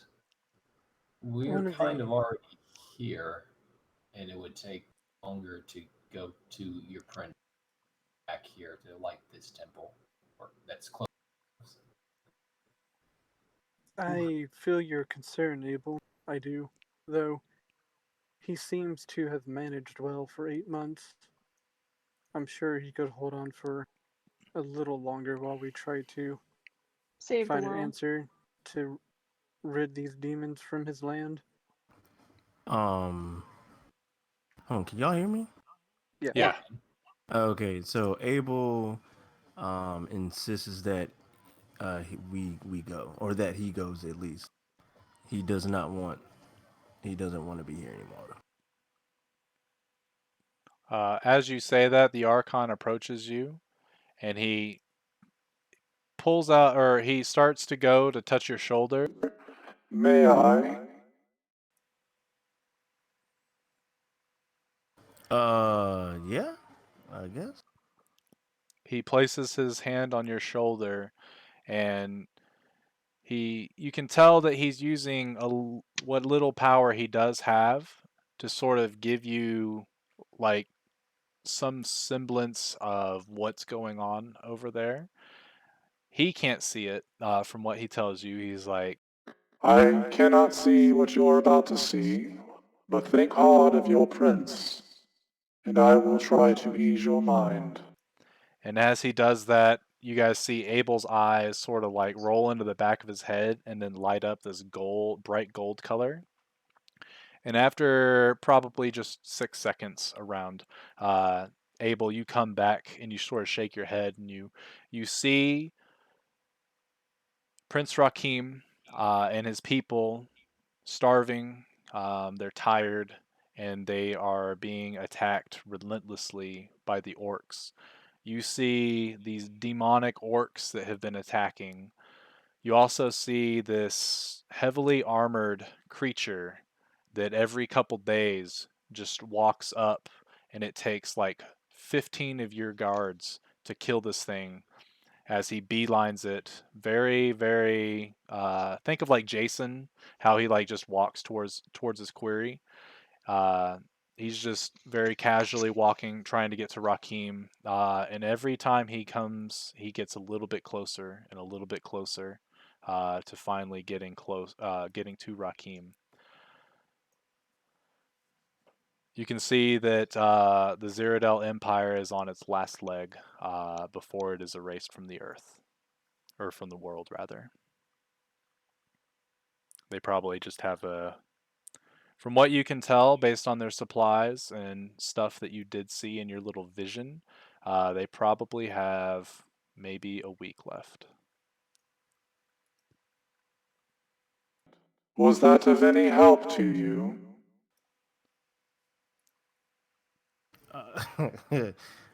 So Abel. Oh, am I still like in this little? No, it's done. Oh, okay. So y'all start to see Abel cry, and and insisting that we need to go. And I guess I explained my vision to him too, since y'all didn't. Well, I don't even know if we could even get there that fast. Not if we go Took by us what? sea. How long did it take us to get here from here to the guild? 4 days, at least. I think it took No, 3 or 4. I believe that just we would by get boat. there right on time from what his description is. If we weren't stopped by, oh, I don't know, a couple demons on the way, Literally anything, yes. or, you know, my ex. Buried treasure. Yeah, Well, okay. let's say we head straight to Zerodel immediately, and we make it. What then? How do we stop the orc army that is being fueled by the demon? A very, Well, there's very probably good people over question. there. That we don't want to help. It's just We I feel can't. like We're not powerful enough. We're not at, fast enough. at best, we might be able to pull Rakim out of there, but the Zerodel Empire would still fall at this rate.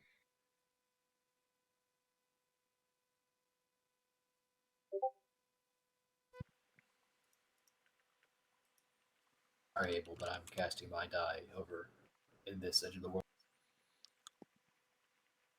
towards the ancient rise.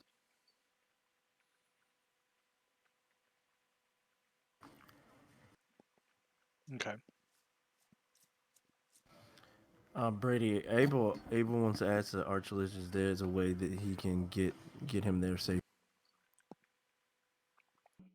I do not have that type of power.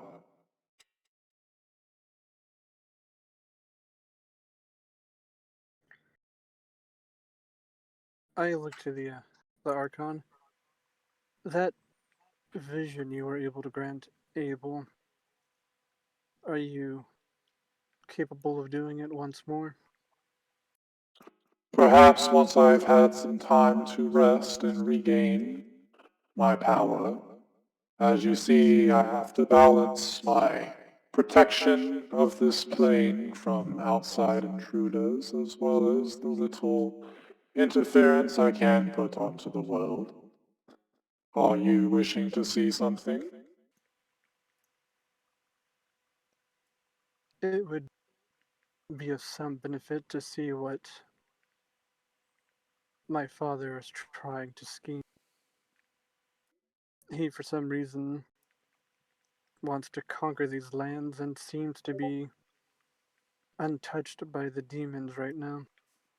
I know not of why these things are happening, or why he thirsts for conquest, but perhaps they're tied together, perhaps not. Very well. Before I let you all leave, I will be able to grant you this vision.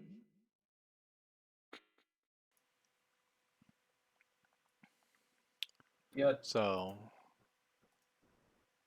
real quick, we'll go ahead and fast forward so that Gerald can roll out.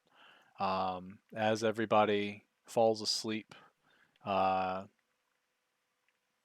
and stuff like that, go ahead and roll me perception checks at disadvantage, everybody.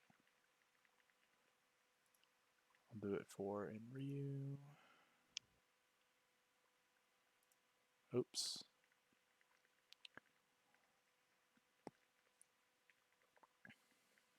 Okay. So as everyone's knocked out, You all have a nice, lovely rest,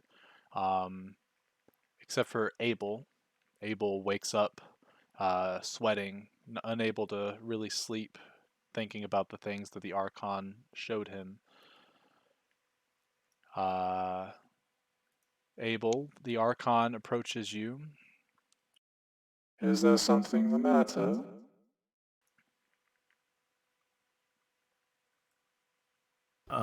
I gotta go. I I can't be here anymore. That place means everything to me, and I can't just He, sit here and accept what you just saw me or what you just. the Archon nods his head and he waves his hand. He then casts a spell. And as he does that, you hear in your mind, I have opened the door, and I have put a zone of silence around your companions so they do not hear you leave.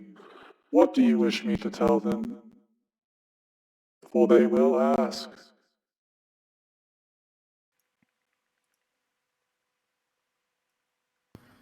Tell them I said safe travels, and I'll see them. I'll see them when they get here. Good luck on your journey. It will be quite difficult. and you hear you hear a little pop come from beyond the windows. It's like very faint, but it's the exact same sound that you heard when you guys cast that light on the door to make the shadow portal thing.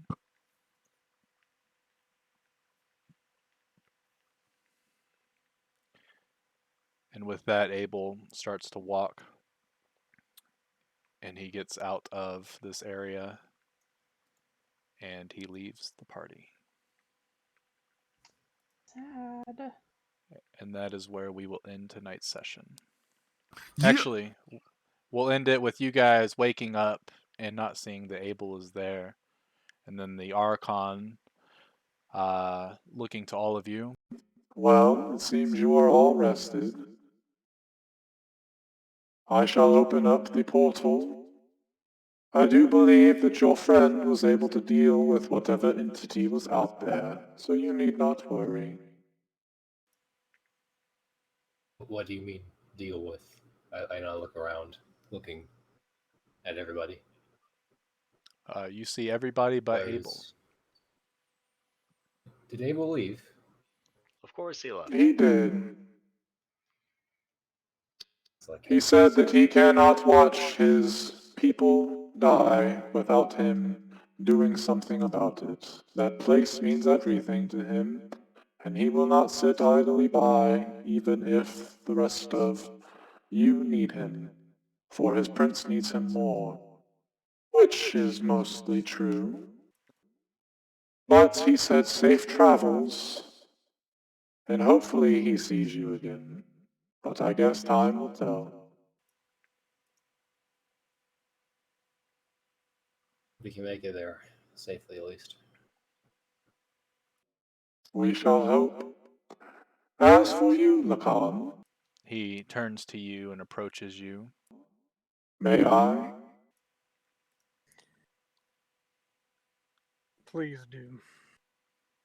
And he stretches out his hand and puts it on your shoulder, noticeably missing any spikes that may be on your shoulder pauldron.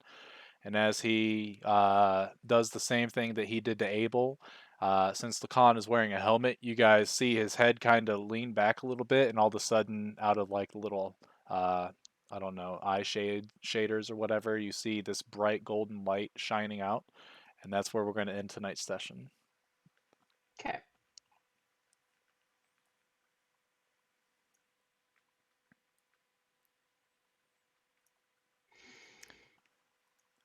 So Gerald,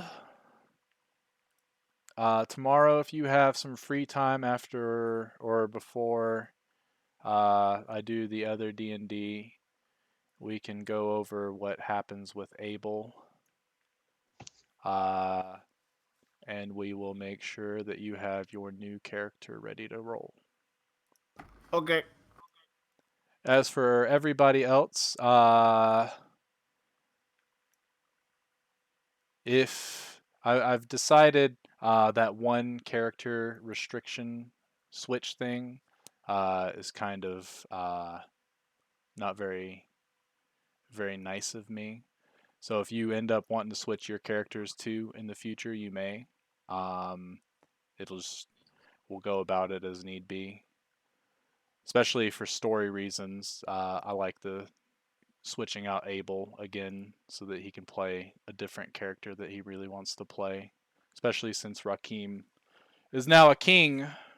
It's going to be kind of hard to get him away from his kingly duties, but What's a let me king end my without the stream. empire? Yeah, true. What Which is is an why empire Abel's without going to its save people? him. Facts. I'm going to end my stream real quick. I'll be right back.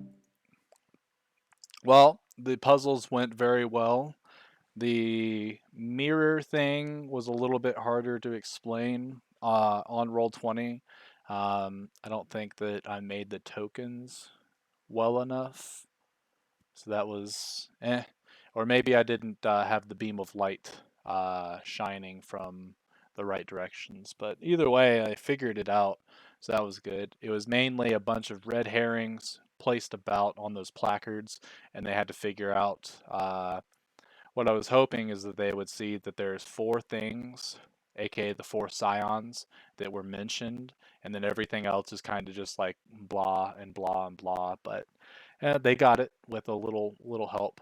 Had they failed it one more time, though, they were gonna have to fight a fun little creature. But luckily, we didn't have to do that because that probably would have gotten somebody killed because they were pretty weak. So until we play again tomorrow night, I'll see you all later. Peace.